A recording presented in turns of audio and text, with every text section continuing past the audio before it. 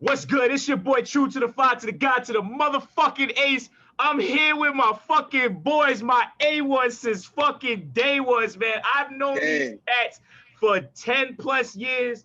These are solid brothers.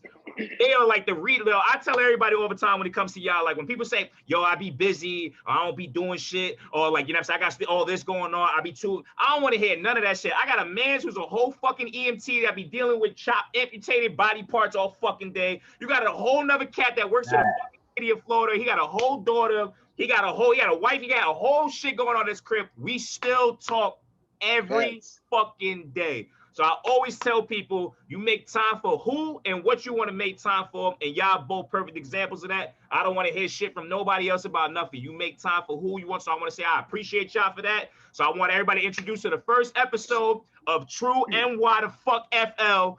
We in this bitch. This is going to be a whole podcast about just topics like entertainment and in the industry and music. We're really big on music, all types of music. Just life, politics, shit outside of this. We're not going to try to be anything we aren't. We just basically taking our conversation from the DMs and put it on camera for you guys. So without any further ado, I'm going to start off with my man, Rick, my son, Scully. Introduce yourself to the fucking people, man. Yo, I'm Rick, a.k.a. Dunny, Scully, whatever you want to call it. We here, man, N.Y.F.L. Yeah. All right. And second but not least, you know what I'm saying, I got my son, Queens nigga, the only person who got a nickname that it actually stuck, bro. We never called him by his name ever. We never call, bro. I be feeling weird when I introduce him to my people. I'm like, yo, this is Aaron. Like, I just feel weird saying that, bro. Like, nah, this is Queens nigga. Like, the only name that ever stuck, bro. Introduce yourself, bro. Yeah, you already know the time, man. You know the vibes, man. Aaron, man. The people call me Queens nigga. Actually, the way I got that nickname, my brothers gave me that, man. Cardo. Rest in peace, Nate, you know what I'm saying, and Rick right there on the corner, man. You know what I'm saying? You know how that go. But we here, man. Yes, so before we even get into the shits, really, I just want to talk about how this shit just came about because it's funny as hell. So I'm saying, like, yo, we gonna be on camera. I'm not trying to look crazy on here. So I was like, yo, I'm gonna throw on jewelry. People looking at me like, yo, you dead ass gonna throw on jewelry for a fucking like I said, bro, I paid way too much. Yo, there's too much money on my right on my body. Why wouldn't I wear this shit? Like, fuck is you talking? I live in Harlem. I'm too scared to wear that shit outside. Like, I can wear that shit in my crib. Like, I feel safe. Like, I'm with my peoples. Like, I feel safe wearing this shit. So, yo, Rick gets on the mic. Rick's like, I told him, I said, yo, bro, I'm looking like I'm about to fuck something tonight. This nigga gets on the mic. This nigga's in a tank top. This nigga was like, yo, bro, hold up, bro. I gotta go get dressed. Yo, but you know what's so funny, bro? But what's so funny, I was gonna come in a tank top too, regular. I'm like, yo, you know what I'm saying? We come in a tank tops regular, you know what I'm saying? He's my boys, I'm kicking it. But once he said, yo, he gonna record it and put it out to the people, he said, yo, you gotta come on some. Everybody throw it. Listen, I got on like I was on the phone with Carlos, so we hooking up to the Zoom or whatever. I look at, I'm like, hold on, nigga, hold on. Y'all say, yo, give me 5 minutes. Give me 5 minutes, man. This nigga here, wow. Yo, everybody went, put their chain on, everybody threw jewelry on, everybody threw jewelry. I had to put my little joint on, man. You know what I'm saying? My son Queens nigga Friday, like he pretended like he came back for the gym and shit. Nigga was like, yo, nah, he just woke up, nigga. Go brush your teeth, nigga. He's talking about, get out of mic, man. I just left the gym, bro. Word two. I just left the gym, bro. But you know how that go, man. You know. But all funny aside, you know what I'm saying? I just want to really start this off with the beginning of our story. Let's really introduce the people to how this even came about because it's a very unique story in itself. Because N.Y.F.L is basically a bunch of us, we New York cats that went to Florida. My son got it tatted. I gotta get that shit somewhere. Tatted, bro. You know what I'm saying? Well, you can't really see it, but you know. Yeah, you can. But it's there, nigga. That's all you need to know. It's there.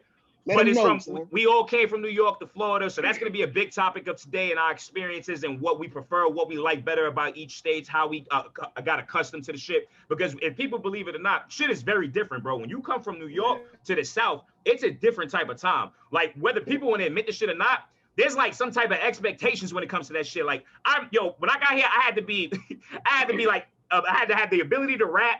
I had to be nice at a sport. I had to deal drugs, and I had to be the freshest nigga ever. If I wasn't any of those 4 things, I was trash. Nigga, like I was a Floridian, bro. Like, niggas like, it's so weird how that expectation. Let's just start with it all began at Blanche Ely High School.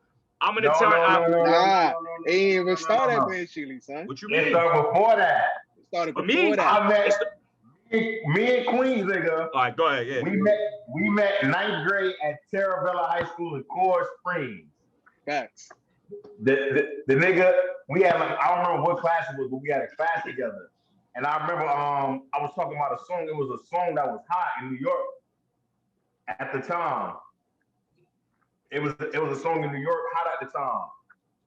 I can't remember what song it was though. I forget it was the Ghost Still Fat. Yeah. It was that shit. And you turned around, you was like, yo, what you know about that? I like, nigga, what you know about that? Yeah. So like we linked from right there. Like I remember the nigga used to wear the nigga. I don't know if he had a Lacoste back then, but I know the nigga was like, I had a N.Y.F.L.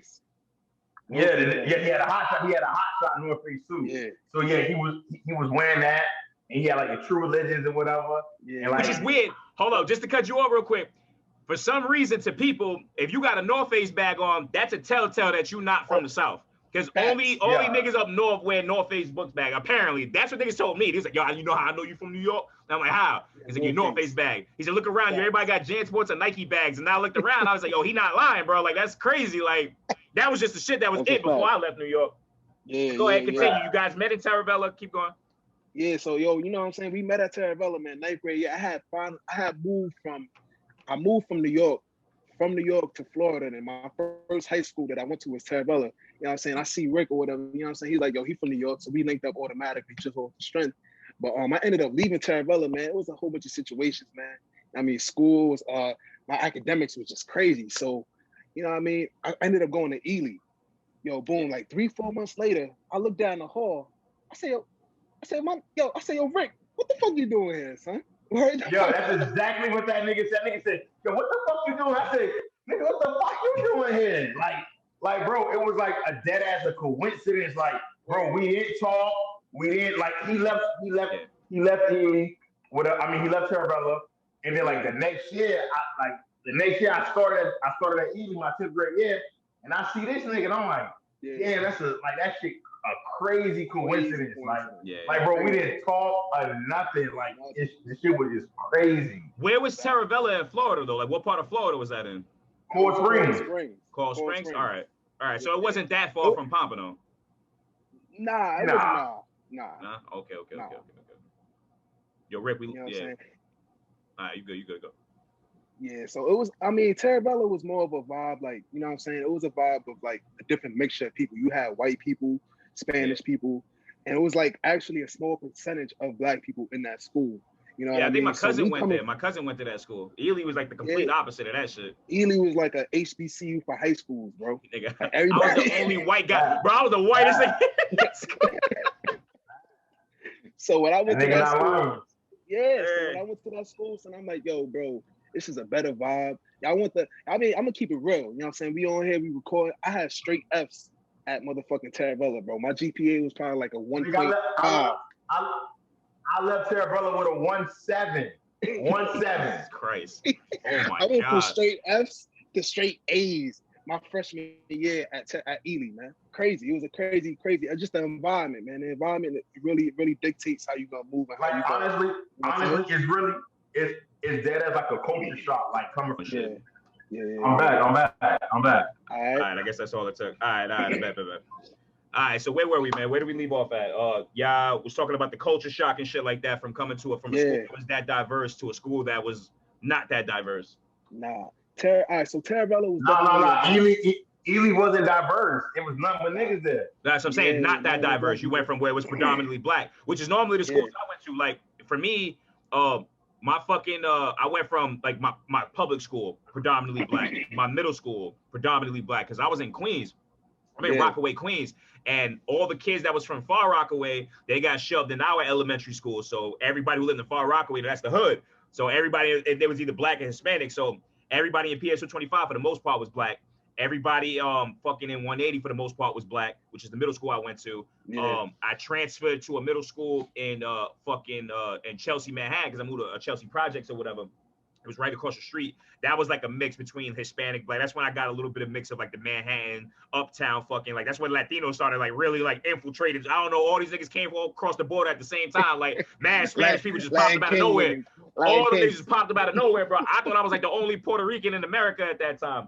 Fucking all these Spanish niggas just came out of nowhere. Then I went to Norman Thomas High School, where that was predominantly Latino. That's the first school that it wasn't predominantly black that I went to. It was predominantly Latino. Like, it's them que lo que, papi, DDP, fucking Trini niggas, like, it was all of that, bro. Like, it was predominantly Latinos. So that was weird as fuck for me personally, coming from that. So when I ended up moving to Florida and I went to Blanche Ely, that was the first. It kind of went back to what it is that I'm already used to, which is everybody was predominantly black. And I remember, I'm not going to say names of the person who said it, because I don't want to put nobody out there like that. But I remember when we got there, the person that drove us basically, she was looking around the school and she looked at me and she was like, "Yo, Richie, you sure you don't want to go to a school where people look more like you?"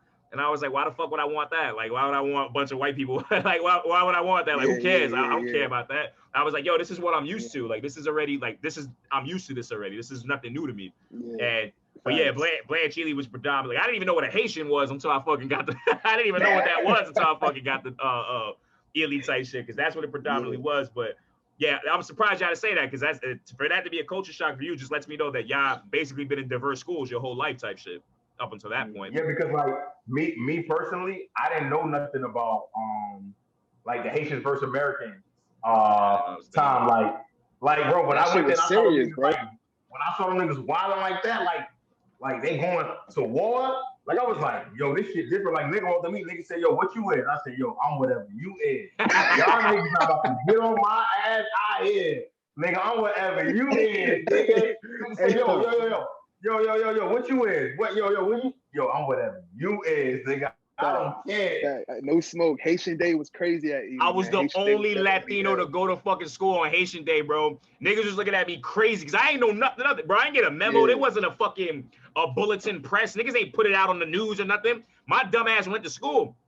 They see me, dude was in the front. He said, yo, New York, yo, not for nothing, like, bro. He was like, yo, bro, like, you brave as fuck for coming to school today. And I was like, what the fuck you talking about? He's like, it's Haitian Day. So what the fuck that mean? He said, oh, you gonna see. And I was like, I don't like the sound of that. I was like, the fuck you talking about? Bro, my first period class, bro, we sitting at the front of the fucking shit. And mind you, I'm the only Latino in the whole school, bro. Everybody stood home but me, bro. All I remember was a bunch of these Baba say, Maba Boule niggas was just banging on the fucking front of the door. Nigga pointing at me and shit like that. It was like, and I'm like, I'm looking around. I'm like, yo, and I'll never forget, son, this nigga's name was Rod. It was this fucking 6'4" fucking giant ass Haitian that I got cool with just because I was from New York type shit. I don't know why, he just thought I was cool. He said, yo, New York, man. That's what everybody called me. He was like, yo, New York, man. He said, yo, don't even let none of that bother you. I said, bro, I don't even know what's going on, bro. Like, should I not be here? Like niggas didn't tell me nothing. He was just like, he said, nah, bro. He said, yo, just stick with me, bro. When we walk the halls, you walk with me, bro. Don't worry about it. I'm like, yo, what the fuck did I get myself into coming to school fucking today? And ain't shit happened to me. Like, nothing really happened. I just seen them wilding out. Like, they brought like fucking balloons with like piss and bleach and shit. They was just wilding. Niggas was scrapping all fucking day type shit. Cause there was Haitian niggas that didn't really wasn't on that type of time. And they had beef with them niggas too. So if you wasn't flagging and you was a Haitian, they was gonna fuck you up too. Like, them niggas was not playing. Like, them niggas was not playing at all, bro. That shit was on the news. I think if you go YouTube and shit right now, like, you look up Haitian Day, Blanche Ely, it's gonna show like riots and shit like that. For sure. I don't think it's crazy like that now, because you got people like Kodak, you got people that are Haitian, but they more Americanized. You gotta understand, like, once we got to like 11 and 12 11th grade, everybody was cool. Everybody was cool. all the Haitians was like cool. It was like they wasn't on that type of time. You had them Haitian niggas from KG. Everybody was basically good money. You know what I'm saying? Everybody was good. Wasn't Ely in like the middle of a fucking hood? Like, I remember hearing gunshots while we were at school, and it wasn't in our school. It was outside of our school. It's definitely right in the hood. Yeah, that's smack. All four sides of the school, like hood, to the back, to the east, to the west, to the south, everything. It's a hood. That's another thing that's another thing that's real different about like high schools in the South. It's campuses. Like in New York, it's buildings and shit like that. It's tall ass buildings and shit like that. These shits is like campuses. So these huge ass fucking campuses that just huge, bro. Like, we had that shit was crazy. And when I look back on it, I remember when I went to when I first got there, I'm coming from Norman Thomas High School. Norman Thomas High School is this big ass office building in the middle of Midtown Manhattan on the east side. This shit has metal detectors. It's like prison, bro. It's a fucking prison. Who the fuck is this? Who is? Gerald Thomas. What are you doing, bro? I was about to say, who the fuck is this right here? So, yo, who's You put that shit on his feet? Yo, Rick, what you doing? Yo, what you doing, bro? Nigga, do not see your ankles, nigga. What are you doing? You can see my face? Bro, I see your legs, nigga. Yo, get your legs off the screen, bro. What you doing? Bro, what are you doing? Why am I looking at your legs? Bro, what the fuck is that? You good, you good. I think he about to get off the iPad. Oh, what you want? Yeah. That's what he did. What you on, the computer or the phone? Yeah, we can hear you. You on the phone? Yeah. Nah. Yeah, we can hear you. The iPad bugging out. So what you want now? Your computer? Laptop? Yeah. All right, I think you should do that shit from the get. Anyway, so Norman Thomas is like this fucking huge ass school. This shit look like a prison, bro. Like it's just this tall ass building. You had to have an ID card. You had to come in. You had to swipe your ID through the shit just to get attendance. That's how you get your attendance that you came to school that day. Then you gotta walk. It's like TSA, my nigga. Like you gotta fucking take your bag off. You gotta throw that shit in the machine. You gotta walk through the little fucking shit that you gotta, walk through. They got the niggas with the wands and shit like that, bro. It was this whole fucking tedious ass process. So nothing, bro. So before I moved to New York, I went to high school I went to like 2-3 different high schools my freshman year, right? So before I even moved to Florida, I went to this high school called Hillcrest, Queens, right? Okay. Yo, bro, it was like you was going into Rikers, my nigga. For real. They had the phone. You couldn't bring your phone through the metal detector. So you had niggas, and that's when sidekicks was popping. Everybody had a sidekick. I had to slide in the LX, nigga. I was lit, nigga. Yeah, so everybody would take their sidekick out the phone, put it in be like, yo, you ain't taking your sidekick out your. I'm like, yo, bro, you about to put that in your ass crack, nigga? What you doing? Like, you sneaking razors in here, bro? What's up, bro? Jail, bro. It's like commissary, nigga. Like, that's a fact, bro. Commissary. You had to go through the metal detectors every day. All of that dumb shit. We had to get creative with it, nigga. We had to leave our shit like at the little bodegas that was at the corner. Like, we'll let them hold our shit so we could get it after school type shit. That's the type of shit we had to do. But you had to buy something, which is insane. Because again, when I go to Florida, I remember my first day in fucking Hollywood Hills. I didn't even ask this shit at Ely because it didn't really dawn upon me until I transferred to Hills. When I was at Hills, I'm sitting in the guidance counselor's office. I'm waiting for them to show me around the school and shit like that. I'm just sitting there, and I just randomly asked the lady, I said, "Miss, why y'all don't got metal detectors?" She says, "Why would we need them?" And I was like, "Because anybody could just bring a gun to this shit and shoot this shit up." And she's looking at me like I'm fucking crazy, but she don't know where I'm coming from. So she's thinking like I'm saying like I'm gonna do that. So when I peeped that energy on her face, I was like, I said, "Oh no, I'm not even on that type of time. I'm just saying, like, this is just where I'm coming from, and like that's wild. Like niggas could just do that shit." And she was like, "Look," she just gave me like the weird face and just kind of just shrugged it off type shit. But it's a big fucking difference, man. There's a lot of things we can really get into with the differences. Not even just with schools, with the people, with the culture. If you're somebody coming from New York, like to them, we have an accent, which you don't notice as a New Yorker because everybody and their mother sound the same out here. Like if you from the projects or you in an urban area, you talk like everybody else talk. So it don't sound nothing crazy until you move down south. Environment. It's all about the environment, until you move down south. Because when I went down south and they heard me, they was like, "Yo, say water, say coffee. Yo, I love your accent." And they sound like country bumpkins to me. Like they all sound like they be like, they talk like this. Cuz come around here with these scrippers on these streets. I'm like, nigga, you got the accent. Like, what are you talking? It's not me. Like, it's you. Like, you sound crazy. Like to me, like, so it used to just be wild. But it was both the gift and the curse, because I'm pretty sure that y'all got your fair share of attention just off of your fucking accent. Like, I know that shit brought a lot of type of attention to me. Not even just the way I dressed, but just the way I talk and the way I carry that shit. That shit was like foreign to them. Like that shit was just like we was a fucking alien, which is a good thing and a bad thing, because it's good for you if you want to deal with your dealings with the ladies. You stand out. Which is good, but then a bad thing, because you want to have your dealings with the ladies, and then you get a lot of problems from dudes. Like my first day at Hills, some chick, she was like, "Oh, I love the way you dress, you cute, da, da, da." And all I heard in the back of the class, she was like, "Oh, where you from?" I said, "New York." All I heard was a nigga in the background say, "Man, fuck New York." And I was just like, okay, like what you, like what? Like, I was like, what am I supposed to say? Yeah, like that shit ain't hurting me. Like son came up to me, because that's another thing about these school shit is they take pride in this shit. Like they take pride in their school. They wear the colors. They go to pep rallies. They for their teams. They do all of that shit. So when I went there, I'm looking at everybody like, you clown, you gonna dead ass pay for a school t-shirt? You look stupid as fuck. I'm the only nigga not wearing a school t-shirt. Son came up to me and said, "Yo, yo, what school you came from? I was like, I came from Norman Thomas. No, I told this is at Hills. I was like, yo, I came from Blanche Ely. He said, man, fuck Blanche Ely. I looked at Shorty. I was like, yo, is that supposed to get me tight? Like, am I supposed to scrap with him for that? Like, what the fuck? Like, I don't care. Nigga's a school, nigga. Like, he was like, oh, so where you from? I said, New York. He said, man, fuck New York. I was like, and like, what did you tell? Just don't touch me. Like, I don't care. You can say whatever you want. Just don't touch me, bro. Yeah, I don't know. Like, he was trying to just, I don't know, antagonize me. I just looked at him like, you stupid. I just looked at Shorty and I was like, yo, is he trying to holler at you? So I'm like, why is he, like, who is this guy? Like, you know, why is he? That's all it was. Some corny shit. But not everybody was like that. I don't want to sit there and make it seem like all of them was like that because there was a lot of cool ass. I met a lot of good people. Cool motherfuckers. You know, I'm not even gonna front, son. I'm not even gonna front. Like, yo, when I first had moved from New York to Florida, I had got adjusted to the Florida lifestyle, like the Southern lifestyle. Like, I was in a band all throughout high school. Y'all already know that. You know what I'm saying? That, yo, there's no such thing as a band in New York. No. Band marching. There is, but it's not that crazy. It's just music class. It's not a band. It's music class. It's not a band, bro. I was in they take that band shit in the South serious. Like, that band shit is serious. Like, Step Team 2. The Step Team 2, nigga. Like, I remember I was laughing about this shit, but they had all, like, the Step Team niggas was like the jocks in New York. Like, the niggas that play sports. The Step Team niggas in the band was those people. Niggas. Yeah. Them niggas was gay, man.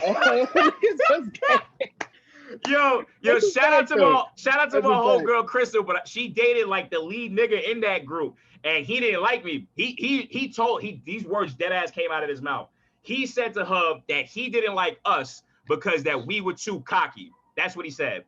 And when I heard that shit, I looked at her and I was like, that's like the weirdest shit you could say about a man. Like, yo, I don't like him because he's confident. Like, what? Like, what kind of weird ass shit? Get the fuck off my dick, man. Yeah, that's how I'm looking at it. I'm like, yo, get the fuck out of here. I'm like, yo, this Step Team, like, yo, get the fuck out of here. But we get off on a tangent here. I want to talk about how I met you guys individually, because I met you guys individually. I didn't go to school with y'all prior to that. So, Rick, I remember we had math class. I think her name was Metcalf. Mind you, at that point in my high school career, I didn't give a shit about no fucking school. Bro, I didn't even bring like utensils and shit to fucking come to school and do any type of work. So I remember I seen Rick. I said to Rick, one day, I said, yo, man, you got a pencil? Pencil or pen or some shit? He said, yeah, I got you. Gives me a pencil or pen. I said, all right, take the pencil and a pen. I said, yo, man, you got like a piece of paper, something I can write on? He looked at me, he was like, yeah, man, here. And I was like, all right, I have nothing, bro. I have nothing. Especially me coming into Florida, I was poor, bro. I was poor as shit. Like, I was mad fucking poor. So I go, I asked him for all this shit. He just looking at, I remember I started asking him for homework and all, because Rick was in the back of the class, but he was like a student. Like, my son was there every day doing his homework and shit like that. So every day I used to come up like, yo, let me get the homework, bro. And he never gave me no shit for it. He never was like, yo, this thing, get the fuck out of it. Like, bro, even when we cheated on tests, I said, yo, Rick, what's the answer number 1, 2, 3, 4, 5, 6, 7, 8, 9, 10, 11, 12. My son just always sat right next to me. And we ended up just talking off of that. And then when I found out he was from Brooklyn, that's where the shit just kind of set up. Because then we had all we used to talk about was New York shit in class, to the point that he used to get other people in the class pissed off. There was some light-skinned brother. He looked like fucking T.I. from the fucking, when he was in the movie Grand Hustle shit. Like, this thing, the ATL movie, he was like, he said, man, y'all love New York so much, why don't y'all move back the fuck out of here with all? He said some slick shit like that, and we just started laughing. I'm like, nigga, you think we want to be here? Like, we didn't come here by choice, nigga. We had to come. Like, we didn't have a say in this shit. Like, we would rather be in the city, like. But everybody else was like asking us mad questions every day about, yo, what's the city like, and all this other shit. So that's how me and Rick got cool. Queens nigga, and since we being full transparent, I did not like this nigga when I first met him. I did not like this nigga at all. And I'll yo, keep it real. Look, listen, I didn't know this. This is my first time hearing this. I did not know this. Bro, I did not. I think me and Cardo had spoke about this on a one-on-one tip, but let it be known, bro. So I'll go into. So I remember Rick. Y'all was cool. Obviously, I remember we met up one day, and I had these 13s on. They was my brothers, and I was rocking them shits like they were mine. But they had like the bubble gum shit where the shit was like squeaking or whatever. So I remember one of my mans a while ago back in Thomas when I was in fucking high school in New York. He was like, yo. He was like, you got to put like baby powder on the sole. I thought he meant to put the baby powder inside the Jordan, but he meant to put it at the bottom of the bubble so the shit could like absorb into it so it don't squeak. But my dumb ass put it in the fucking actual sneaker. So I remember I'm walking around and shit. Queens niggas like, yo, them shits is fire, man. Them shits is fire. He was like, yo, we removed the 40 time limit to your group minute. All right, what the fuck? I didn't even know there was a time limit for that shit. He goes, so he says, yo, let me see that shit. And my dumb ass takes off my sneaker to give it to this nigga. I don't even know this nigga like this. And I'm giving him my sneaker. No. That's wrong. That's wrong, bro. That's wrong. You had it in a bag. You had on some other kicks. Oh, yeah.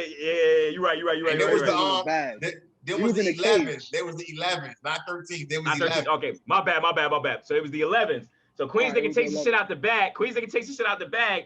And I don't know what possessed this nigga to do this shit. This nigga just takes my sneaker and just LeBron James just slams that shit on the floor and mad baby powder just fly through the shit. Man, I'm talking about mad baby powder came up. I'm like, yo, what's up with this guy? And what dusty foot ass nigga? What the fuck is wrong with him?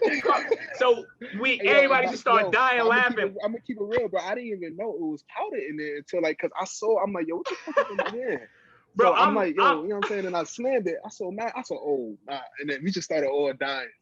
I was laughing, but I was tight. I was tight inside, bro. Like, that shit hurt my heart, niggas. We in the middle of a fucking cafeteria. Nigga just slam that shit. Oh, just go poof. And I'm looking at this thing. I'm like, yo. So from that moment on, that's where the nickname come from. Because whenever I would talk to Rick about you, I'd be like, yo, that Queens nigga, like, yo, the Queens nigga, like, you trying to share with this nigga, Queens nigga? He was like, I think you gave me that nickname. That's where it came from. Yeah, just me. It's just been referencing you. So then when we would talk, he'd be like, "Yo, Queens nigga, this is that." He was like, "Yo, what'd you just call me?" He was like, "Queens nigga, that's what I call you." And he was just like, and it just stuck. That was just his name from that point on. But that's how I met Queens nigga, and that's how I met Rick. Now we can't do this podcast, especially with putting N.Y.F.L in it, without talking about the late Nate, man. May he rest in peace, man. A good brother. You know what I'm saying? Before you start talking, man, we gotta pour it for the dog, man. Pour it for the homie, man. You know what I'm saying?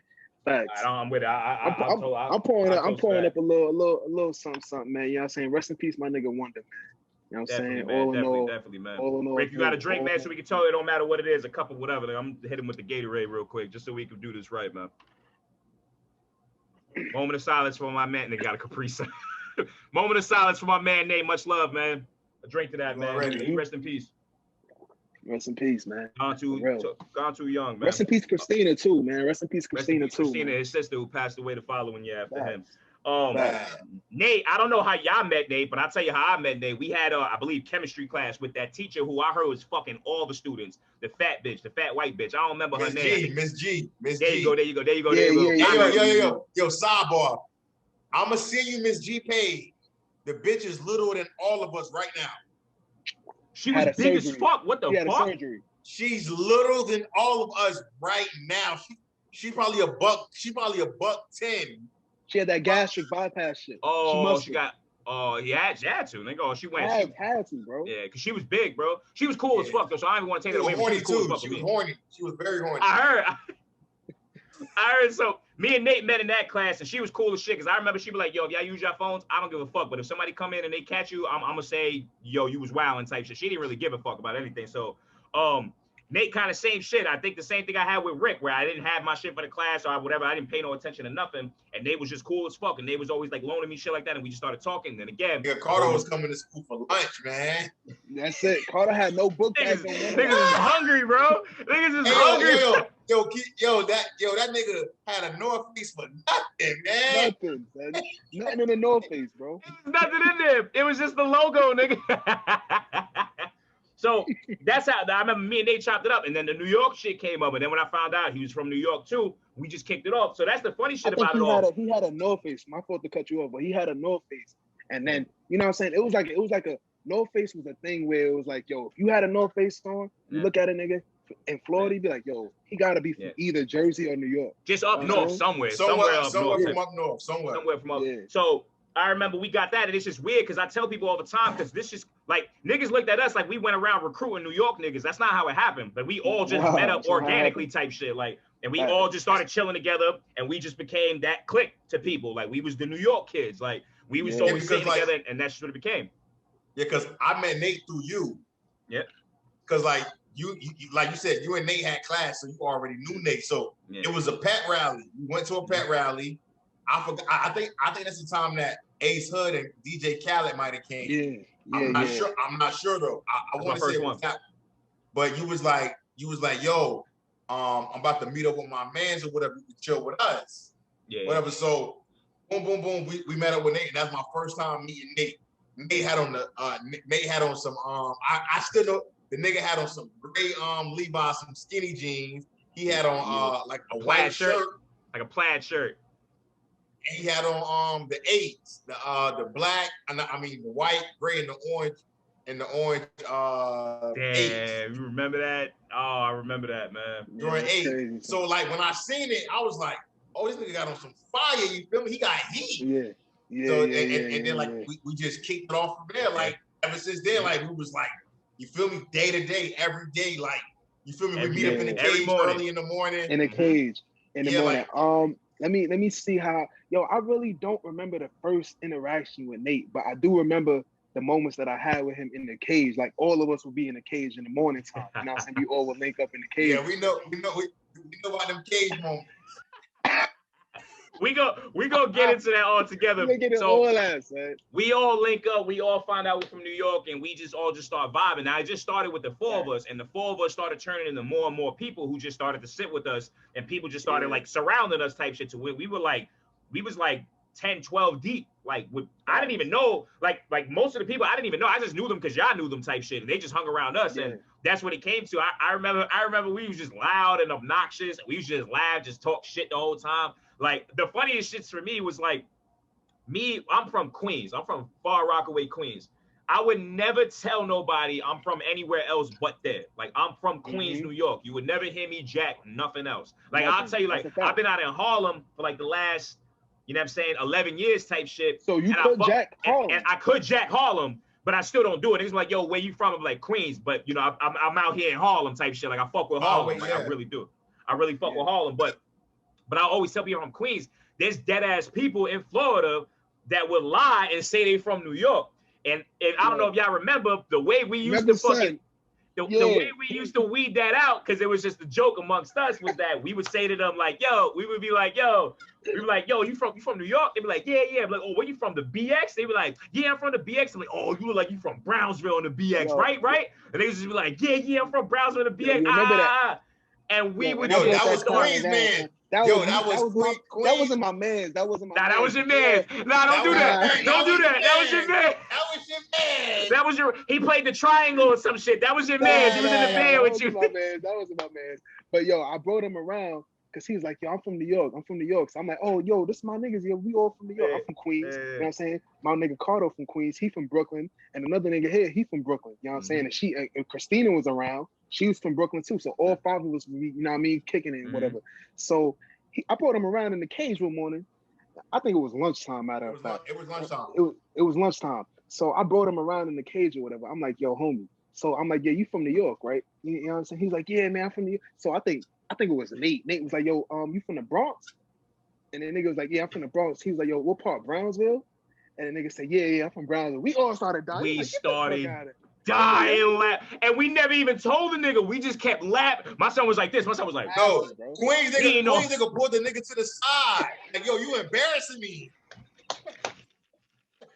It said, yo, I ain't bring you around here for this shit. You making me look bad, nigga. Like, but that happened more than once.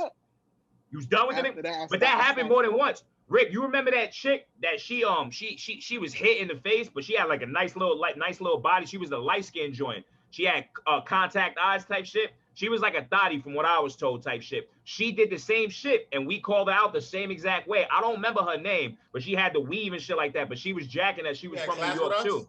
Yeah, she was Miss Metcalf. Yeah. Yo. Off camera, I'll tell you about her. I knew it. I ain't even tried to say that back then, and you was like, nah, what you talking about? But her, she tried to jack that same shit, and we called her out the same fucking way, which was hilarious. And we never told her. Like, we never told her while we was laughing at her. We just kept laughing at her. Because I never thought anybody would ever do some shit like that. Like, why the fuck would you do that? Especially with people that you know are really from here. Like, we can easily call you out on this shit. Like, it's dumb. Like, why do that? They just want to be cool. Like, different boroughs. You had niggas from different boroughs. You had Queens niggas. We had Brooklyn niggas. Like, yo, bro, if you from Brooklyn, all right, yo, you from the floors? Okay, all right. So you from Flatbush? What part of Flatbush you from? You from the Junction side, or you over by downtown Brooklyn side? It's gonna be like, yo, come on, son. Like, niggas gonna pull. We gonna pull your car. We gonna pull your. Queens is the biggest borough, and there's mad fucking places that you could be from Queens. Like Queens, like Far Rockaway is probably like the smallest part of Queens type shit. It's just a little ass strip off the cut type shit. But yo, Now, my fault to cut you off. Far Rock niggas don't even Far Rock niggas don't even claim Queens like that. They be like, I'm from Far Rock. Yeah, you know what I'm saying? They be like, yeah, they don't claim. It's their own shit. Yeah, it's his own shit. Like, nigga, I be knowing niggas that say, yo, I'm not from New York, I'm from Brooklyn. I'm like, nigga, you sound dumb as fuck. Like, what is you talking about, nigga? You're from New York, nigga. Like it's the same out here. Niggas be like, yo, I'm not from Florida, I'm from Broward. I'm from Dade. Like, niggas say that out. They say the same. They say the same thing out here. Cause like the way shit is now, it's like territory. Florida's so big. It's like territory because like now ever since Broward got on the map, Kodak, everybody like, oh, I'm from Broward. Like they don't even say like, or they be like, oh, I'm from Pompano, or like, I'm not from Florida, I'm from Pompano. Like it's the county. It's the county. Yeah, like it's like, or it's like the city. So like that's how they differentiate from people. Like people don't like to claim the whole Florida because when we think of Florida, people think of South Florida. Nobody think of fucking Tallahassee and Tampa, Fort Myers, and they only think about Orlando, Fort Lauderdale, Miami. Ain't no other place in Florida people talking about they want to go. It's only them 3 places people talking about they want to go. You got Disney World, and you got the beaches, nigga. That's it. Ain't nothing else, nigga. That's it. The beaches and the strip club. That's it now here. That's it. Man. That's a fact. Yeah. That whole fucking like it never made sense to me. It's like, bro, like why would you even try to jack where you're not from? Like I just never got it. Like I get the premise of you trying to be cool with shit like that, but bro, if you got to go that extent to where you got to change your zip code and your fucking mind in order to be cool with people like that, I can't tell crazy, you how many people like even when people tell me they were from New York, they be like, I'm like, yo, you from New York? They be like, yeah, and they're like, I'm like, oh, like where you was raised at or whatever. When'd you come over here? They be like, oh, I left when I was born, and I was like, you from here then? Like, what are you talking about? Like you was from here? Like you was like so they do that. They do that everywhere. Like even when we was in school, like I knew a girl, like she was from Broward, but she tell everybody, yo, I'm from Miami, like I'm from Dade County, because it was more popular than at the time. It was more popular saying that you was from Miami than it was from saying that you was from Fort Lauderdale or whatever, someplace in Broward. Because Broward wasn't on the map like that, so everything was popping. Like when we was in school, Broward wasn't on the map like that. Nobody knew what Broward was. Like you tell people, like even when I moved to Orlando, they be like, yo, where you from? I would literally say, I'd be like, where you came from? I'd be like, I stayed back in Miami, but I just moved up there for school. Because if I say like Pompano, they're like, what? What? No, Miami. Everybody know Miami yet. So I'm like, yo, Miami. Yeah, because I can tell it's like Tallahassee, bro. I could understand that only because I remember I can tell it's just a small world. Because when I told you I was transferring from Ely to Hollywood Hills, they was like, Hollywood Hills, where that's at? I was like, that's in Hollywood, Florida. They was like, where the fuck is that? Nigga, I never heard of those. You're gonna be with all the white boys and shit like that. Like you sound like you're gonna be in a rich ass school and shit like that. I'm laughing because I don't fucking know no better. So when I ended up going over there, again, it's kind of a change of shit because everything was diverse, bro. You had white people, you had Spanish people, you had black people, you had Asian people, you had all these multicultural, and it's a complete switch because we're in a rich ass neighborhood. There's nothing but $1 million homes around these fucking schools and shit like that. So it was a complete switch from Ely. I went from being in the middle of a project to a predominantly black school, mostly Haitian ran, to being in the diversest school I've ever been to in my life, where like it was just weird. But I always tell people when we're talking about pep rallies and shit, I had more fun in the 2 years of high school that I spent in Florida than my whole school history in New York. For some reason, with these schools in the South, they go out of the extra, like they go the extra mile and shit like that. In New York, I was always cutting school. Florida, I was still fake doing the same thing, but I actually enjoyed it when I was there. Like I actually enjoyed being there. Like, you know what I'm saying? For the different reasons. Like the pep rallies, nigga, when they told me, they say, yo, we got a pep rally. I said, what the fuck is a pep rally? And they was like, oh, it's that them. I'm like, that shit's only on TV. That's not real. And then when we went, we dead ass had a whole period dedicated to fucking not doing shit because it was a pep rally. I was like, what the fuck? And like you said, Ace Hood and DJ Khaled came out and shit like that. And I couldn't believe my eyes. And everybody was hyped. Everybody shared because we had a crazy ass basketball team. From what I'm told, I never watched any of the games, but I heard them niggas are stupid nice. Football was big, yeah. We had football. The band was fucking huge. The step team was fucking huge. All of that shit, bro. Like it was really like they really invested in the program. People really bought into the school. Like if you, they were proud to be going to Ely. Bro, but like, and Queen Leah can attest for this. Like, bro, when we was at Taravella, there's no like culture. There's no culture there. Like at Ely, like you gotta understand. Like the niggas that I work with, like they graduated from Ely like way before. They like they mid-30s, almost 40. Like, bro, these niggas bleed orange and green. Like these niggas they are like wear that. They wear that. I'm talking about like it's serious. Like Like if like remember I used to say with the Hollywood Hills and niggas like go fuck Ely. Like if you was to tell them niggas that, them niggas is gonna try to fight you. Like they like that's how Ely was. That's why I say like it was kind of like a small college like HBCU, like for real, because people like and like the older generation. Like they want their kids to go to Ely because of the culture. Like they want their kids to be like, all right, we want you to go here because it's a culture. You're gonna be in the band, you're gonna be in sports, like you're gonna be going to games, you're gonna be into it. Like bro, like the principal was black. He was some black brother, sharp dressed dude, fucking look like still same dude. Wow, I vaguely remember Principal Johnson. I remember he had a nice whip too, if I remember correctly. He had a nice he had two different whips. He used to drive his beat up joint. He used to drive his beat up. Now he had 3 joints. He had 3. He had 3. Yeah, he had making money. And they all was cool. He had a black Lexus. Then he had the red Chrysler, and then he had the beat up Nissan. Beat up Nissan, crazy. You know what I'm saying? But yo, you know that's funny, man, because yo, I recently just flew down to Florida. Y'all was down there for a week, probably like last week or some shit like that. I just came back to New York last week. I linked up with Rick, of course. You know what I'm saying? We touched the bro a couple of times. But yo, I had to touch Ely. I was riding with my little brother. You know what I'm saying? I was just, memorizing on mad different memories and just, reminiscing on, I used to be in a cage playing a snare. I remember the cage. The cage is totally different, by the way. They totally reconstructed it. You know what I'm saying? Even the school. Yeah, I remember you called me on FaceTime and showed me. I called you and showed you, son. Yo, it looked totally different now, bro. I drove through the whole campus. You know what I'm saying? Security looking at me like, yo, who is this nigga? You know what I'm saying? Who is this, bro? But they don't know, you know what I'm saying? Yo, the memories and all of that shit in my mind where it's like, yo, Ely was a big part of my life for 4 years, bro. So it's like I had to pull through. And like, you know what I mean? Just show my brother. I'm like, yo, I almost got to a fight right here. Yo, I used to do my thing in the big gym with this shorty over here. You know what I'm saying? I remember when, all right, rest in peace, Nate, son. Yo, I'm gonna bring it up because I know it's gonna come up. Yo, listen, my son Nate had I already know where it's going. Nah, but we can't let Queens nigga tell it because they ain't gonna really tell it how it's supposed to be told, bro. I'm gonna tell it. Let me. No. All right, you tell it, and then we'll tell y'all the real version of the story. No. It's the real version. So boom, my son Nate had got to a situation. I think he got into some type of situation with a girl, where Pamela. Right, he got to a situation with the shorty where the shorty was like, yo, I'm gonna call my brother. Long story short, she called her brother. So I don't make a long story short. I want to hear the whole shit, bro. If you can remember, I want to hear the whole shit, bro. I remember.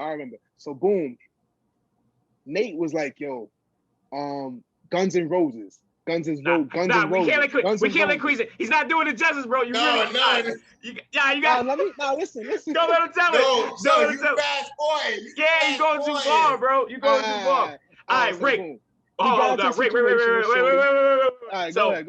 So Rick, fill me in because I might not remember. I'm paraphrasing here, but I remember more than what he was just telling.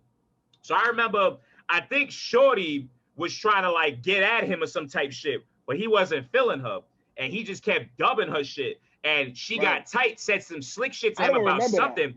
She said some slick shit to him, and he just like cut her ass. He said, I don't remember what he said to her, but he said some shit that got her tight.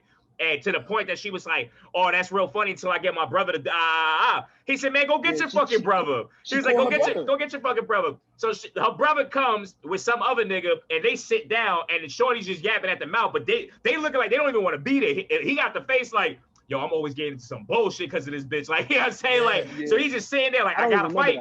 Because I'm pretty sure they had that brother-sister relationship that if she gets into some shit and he don't help her out with it, when he get home, he get his ass whooped. So it's like, that's probably that type of time that they was on. So all I remember was they was talking and fucking, he didn't even say nothing. So Nate was just like, he said, yo, nah, ain't gonna be none of that. It ain't gonna be none of that. He said, because word to my mother, at the end of the day, it's gonna be Guns N' Roses.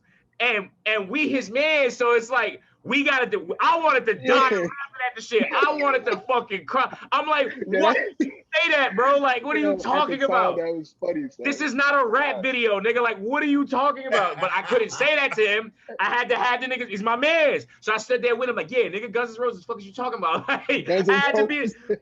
Keep it real, bro. Yeah, I'm gonna keep 100 stacks. You know what I'm saying? That's what happened. I saw the nigga coming out the door. Her brother. Like, yo, that's the nigga right there. Yeah. Queen nigga, as soon as I said that's a nigga right there, I point that way. Queen nigga got behind the trash can. I was getting ready. I had the trash can in my hand, getting ready, son. The nigga came. Bro. Now, granted, I'm not the toughest nigga in the world, but I'm at the front lines of this shit because I'm like, yo, these are my peoples, nigga. We gonna scrap. We gonna get our asses kicked together, nigga. These are my boys. So when I was like, I'm looking around because I'm like, it's 4 of us in this fucking clique, nigga. So I'm like, they go Rick. My son Rick solid right here. My son Nate already told these niggas Guns N' Roses, so somebody's gonna die. And I'm like, where the fuck is Queens nigga? And I look behind, he's coming like, Queens nigga, you're not safe back there, bro. What you doing? Like, nigga, you need to go. I had the trash can in my hand. I was ready. Like, nigga, you ain't had no trash can in your hand. I had the trash can in my hand, bro. If the nigga would have came up, I would have threw the trash can. Like, yo, fuck that. Yo, Cardo. This is the first time I ever heard this nigga say he had the trash can in his hand, nigga. I had the trash can in my hand, bro.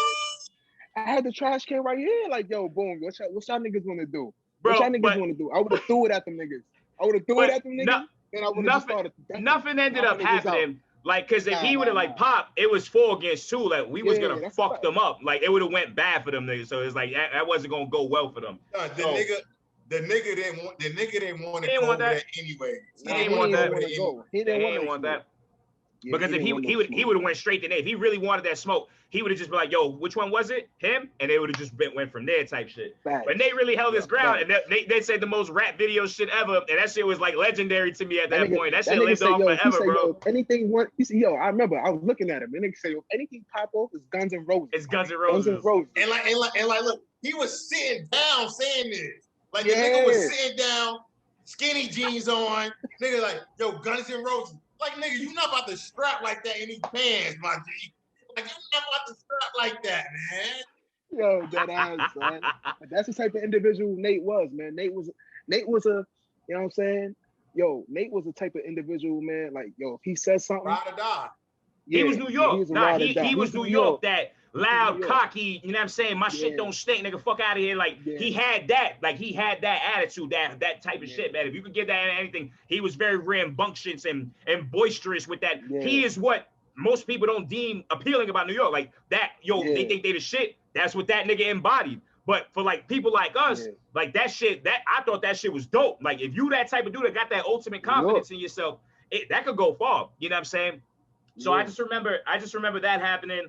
Nothing came from it or whatever. It was just funny as hell because we laughed about it OD after. I don't really remember much of Shorty after that. I don't think she chilled with us no more after that. I don't remember her being around us too much after that. Look, crazy thing about it, that same chick was like my ex girl best friend when we stayed in Orlando. So I used to see her. She used to be at my crib all the time. And I remember her face. You talking about Haitian Pamela, right? Yeah, that's what it was.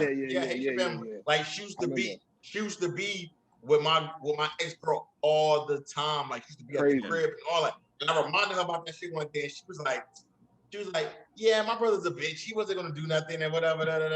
But like, and then I was like, oh man, that's crazy.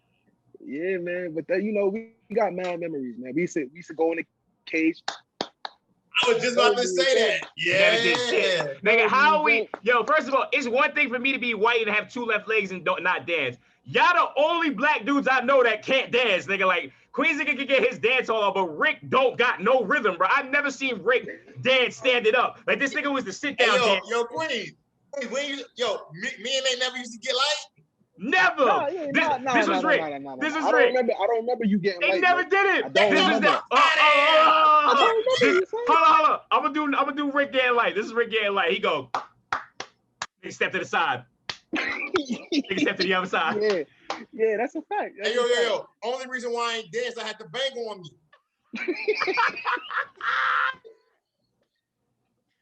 Bro, I used to get mad high. I used to try in circles, nigga. We used to go like in the middle of the lunchroom, everybody looking at us and shit like that, and we'll just start dying laughing. Like, nigga, we wasn't gonna fucking dance. The fuck we look like? Nigga, this ain't the A-Train, nigga. Look, son, the dopest shit. We was rapping, and bitches thought that was our rhymes. That nigga. You know how many Kanye bars I spit, nigga? Like, Jay-Z bars I was crazy bars, bro. They be like, oh, that's you? Yo. Be like, yeah, like, I remember vividly, like, Cardo has that Renegade Eminem verse. Yeah, he was like, you fucking that. do good. It's too bad you couldn't do good in marriage. And like he was spit like, and like nigga was spit that shit with his soul. Like he broke that shit like 2 days ago. Bro, Rick was like, yo, you got the rapper hands, bro. He's like, you like, I know you ain't write that shit, but you was for a second, I was like, yo, this nigga called him nice, bro. Facts. That shit was fucking funny as that fuck, shit bro. Off, like, and like we all had like we in our head like, yo, these other like these is like I'm spitting AZ pause, we spit everything, bro, like everything, bro. They really think it's us. And that's because they don't know. They don't really know. They ain't listening to that's They didn't listen to 97, 88 Hope. Nah. We used to, and it was all jokes to us. Like, we just thought it was funny. Like, we just laughed at people, like, you know what I'm saying? Because people were, like, thoroughly impressed with that shit. Was just funny as hell. Like, I remember another memory. We're going to keep it on brand with Nate. I remember when we went to the Halloween party shit. I'll let Rick tell that story. I wasn't there for that one. Because that was a life-changing night right there. That was a life. And why you ain't come, bro? I never got to know. Why the fuck you never came? I took a cab there, nigga. Nah, y'all niggas ain't let me know, son. That's what happened. No. It was a school party.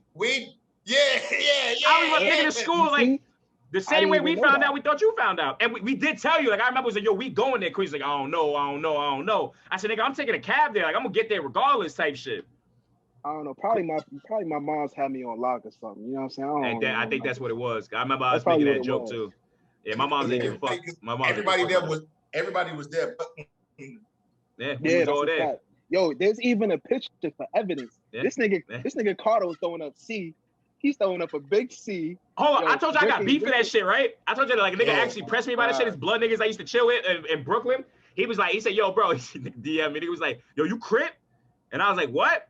He said, nah, nigga, you Crip, nigga. You heard what I asked you? I said, bro, what are you talking about? Nigga sent me the picture. I was like, I just started laughing. I was like, nah, bro, they was just throwing up B's. I just try to be different. He said, oh, all right. And I ain't really think nothing of it. But that nigga just G-checked me. I'm over here like, I'm just laughing about this shit. But he dead ass tight. I never chill with the nigga again. But I didn't even think nothing of it because it was just that. Like, everybody else in the picture was throwing up B's. I just threw up a C to be funny. It didn't help that I had blue on too, nigga. I had every kind of blue in my belt, nigga. I had a Yankee fitted on with some blue jeans, nigga. Like, I wasn't helping my case at all. Yeah, but that was there for that night, son. Yeah, Ashley was there. Ashley was there. We gotta speak on Ashley, man. You know what I'm saying? We have to because she N.Y.F.L. She got Harmony. She got baby girl. She got Nate. She got a piece of Nate. By the way, facts. And Nate daughter look just like him. Yo, look just like kids, him. Man. Just like him. Saying? Just like him. I just remember that night vividly because I remember Nate came up. Nate was like, he sat down with me. He was like, yo, bro, and this is no dirt to Huz, you know, all due respect or whatever, you know, whatever this comes out of it. I don't want nobody to get in their bag about the shit. But I remember Nate was like, he said, yo, Rick, he said, yo, Carter, man, you think I should like wife her? And I was like, what? He was like, yo, you think I should wife her? And I was like, let me ask you this, bro. I was like, how long it took you to beat? He's like, it was like a week or some shit. He said some shit really short. I'm paraphrasing here at this point. I just know it wasn't much time. And I was like, you gonna wipe a joint that you smashed that? Like, nigga, what? You really asked? That's a dumbass question. Like, what are you talking about? And then he was just like, he's like, oh, he's not. I said, bro, let me tell you what's gonna happen, bro. And I said, I don't want this for you, but let me tell you what's gonna happen. I said, you gonna fuck around with this chick, you gonna get her pregnant, and then she gonna drive you crazy for the rest of your life. And it's just gonna be problems. He ain't believe me. He was like, nah, the fucking all right. I said, you do whatever you want to do at the end of the day. You don't gotta listen to me. And he ended up happening. Like, not that she drove him crazy, because we ended up finding out, you know what I'm saying, the real stories again. I don't mean to speak ill of the dead, but she was right in all these situations that he was telling us she was wrong in type shit. Like, she was doing what she was supposed to be doing. He wasn't keeping up his end of the deal type shit. But I just remember that night and just saying that. They was young though, son. They was mad young. Niggas was like 17. But I seen that before. That's the only reason why I was able to call it. Like, I wasn't even freestyling. I seen that happen before. So it was like, whenever shit like that go down, at the end of the day, at that moment, it's just about the pussy. Again, no disrespect to nobody, but that's just what it is. Like, how can you even love somebody after dealing with somebody for a month, bro? You don't even know this chick. Like, that's what it comes down to for me. Yeah, that's what it comes down to. Love. That's a puppy love. Yeah. Because like you gotta understand in that sense, like you said, not speaking ill of nobody, not like nothing or whatever. All due respect. Shout out to Ashley, man. Much love, man. We love you. We love Harmony. Shout out to Ash. Shout out to you, man. All love. If this ever gets to anybody's ears, no disrespect. It's all love. But like, you know how niggas be niggas be tender dick. So you're gonna have to explain that. You're gonna have to explain that one. Like, okay, tender dick is like you fuck a bitch and you catch feelings for her just off the fuck. You feel me? Like you want more. You like, yo, this bitch pussy good. I don't want nobody else to have it. I'm gonna make this bitch mine. You feel me? So like that's tender dick. So not saying he might have had tender dick. Like be like if he beat within the week and he like, all right, I'm thinking about wifing her. You like, Carter, like, yo, you wildin'. Like, what you mean? Like you beat fast. Like if she let you beat fast, there's plenty more niggas she let beat fast too. Beat fast too. Yeah. So like I said, it could have been that type of situation of maybe you just feel her on a different level. So, yo, Rick, you kind of frozen, bro. You shit looking kind of choppy. Yeah. My shit was. It's I see the shit going in now. Yeah. At least we can still hear you. It's like it's just choppy. Yeah, we can hear you. We can hear you. No problems and shit. But it's like, you know what I'm saying? It's freezing in and out and shit. Whatever. Yeah. But fucking yeah. So I remember when he said that shit to me, and I told him that he just had that face. He was like, yo, I feel you, but like I'm gonna do whatever I'm gonna do anyway. So I was like, bro, do you, bro? Like it's you asked for my opinion on the shit. I gave it to you. Whatever happens, happens. We kept it real. Yeah, I just said my piece, and he asked me my opinion, and I gave it to him, and it pretty much ended up coming true, except we just got the wrong side of the story type shit. And I remember him hitting me back up years later, and he was like, yo, like he said, yo, Carter, I didn't tell you this, but yo, you was right. Like everything you said that was gonna happen. Like, yo, she's tripping and and all this other jazz. And I was just like, bro, I told you, bro. Like I don't know what you want from like I told you. And he was like, yeah, Nate ended up going through like some type of transformation that I wasn't around to witness, because the following time I seen him after high school, I think I was 20. What was I don't remember what year it was. I don't know. That's if I was that year you came to Florida. And we had recorded that video, that epic video. It's a classic. I think that was video. 20. I think that was 21. I think that was because I came to Florida a bunch of times after I left school. Yeah. After I left over there. Whenever you got that tattoo, how old you was when you got that tattoo? I was 21. So okay. Yeah. That was so that's when you got birthday type shit. Yeah. And we all linked up, and I remember vividly. I had my little Honda Accord back then. I think it was like an 06, 07 Honda Accord. And I used to just go on the aux. Rick used to pick the beats most of the times. And he would be like, yo, just let this play out on the aux. So he'll let it play out on the aux. And niggas just be, you know what I mean, rapping over the beats or whatever. And then that's when I actually started like, yo, let me just sit down and just try to write some shit to this. Because I wasn't even on the type of time to be rapping. I'm going to keep it real. Yo, Rick and Nate was niggas was like, yo, I used to be the nigga that would sit around and be like, yo, listen, let me just hear what's going on. But I started sitting down and I really was writing on my phone, on my iPhone, like, yo, let me try to, you know what I'm saying? These niggas is spitting some shit off the head. Let me try to write some shit down. And I remember I spit my first verse for these dudes. And they was like, yo, you wrote that? Nah, get that fuck out of here. You wrote that? You know what I'm saying? So, yeah, man. It's a lot I remember that. I remember just coming back, because if that was the time, that was the last time I see Nate. I never got to see Nate after that, because he ended up passing away years after that. Wait, that time, that's the same time, like that New Year's, that's around that same time? Yeah, same time. Because I came out there for my 21st birthday. My birthday is December 29th. We spent New Year's together where we went out to the fucking Hard Rock and shit like that. We was at my family party type shit, and then we went to the Hard Rock. And yeah, that was that same time. Crystal. That was that same time. Yeah, that was that. No, it wasn't Crystal's crib. It was my cousin June. Shout out to June. June had it where we had all the liquor and shit. I don't think you linked up with us there though, Queens nigga. It was me. I was there. I pulled up. Nah, you wasn't there. Bro, nah, we met you after. We linked up going towards the Hard Rock. All right, so you want to know how I knew I was there? Because remember, it was a little funny style nigga. You know what I'm saying? He was a little funny style kid.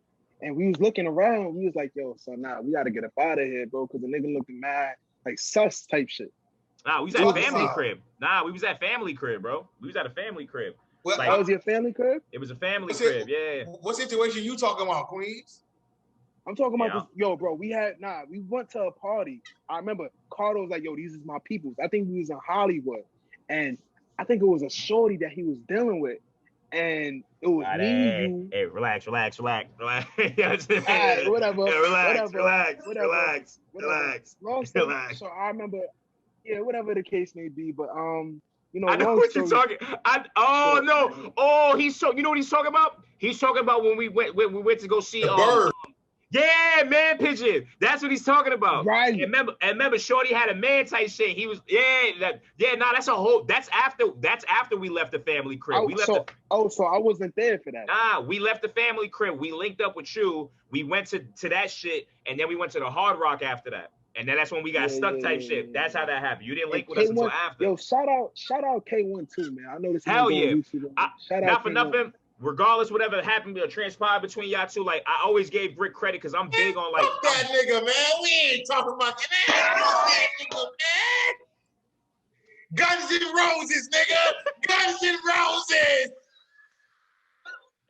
No, but what I'm saying is that my son Rick, he's never brought like I'm real big on energy. Like I don't chill with but I know a lot of people. I just don't chill with many people. I always go out in small groups, and I do that for particular reasons because it's mad egos to manage, and you can deal with a lot of bullshit because of that. That brings a lot with it. So when Rick ever brings somebody, it's always solid people. Like even son that you was just in New York with, I ain't really say much to son, but I could just tell he was a solid brother. Like I didn't really need to speak much to him to know he was 10 toes down type shit. Shout out Zay, man. Shout out Zay. Yeah. So shout out to him. So that's why with Rick, like normally I don't like it when people do shit like that. Like if we gonna chill, nigga, let it just be us. Don't be bringing people or adding extra people type shit. But every person Rick ever brought around me was always solid. So I never had to question him or anything like that. I never gave him no shit for it. But so I just remember that us linking up and we went through all of that shit. But that was the last time I was out there with Nate. And again, like Nate was telling me a story. This is when he was going through all of this shit with the drugs and shit like that. And he was just moving crazy, but he wasn't telling us all this shit. We was just hearing this shit out. Like, this is just rumors and shit like that we're hearing. Nah, man, I was seeing this shit. I'm saying for me, I didn't witness none of this shit. It was all rumors to me. Your shit. Yeah, Rick, your shit kind of like it's like we can hear you, bro, but the shit kind of like fake lagging a little bit. I'm not even gonna hold you.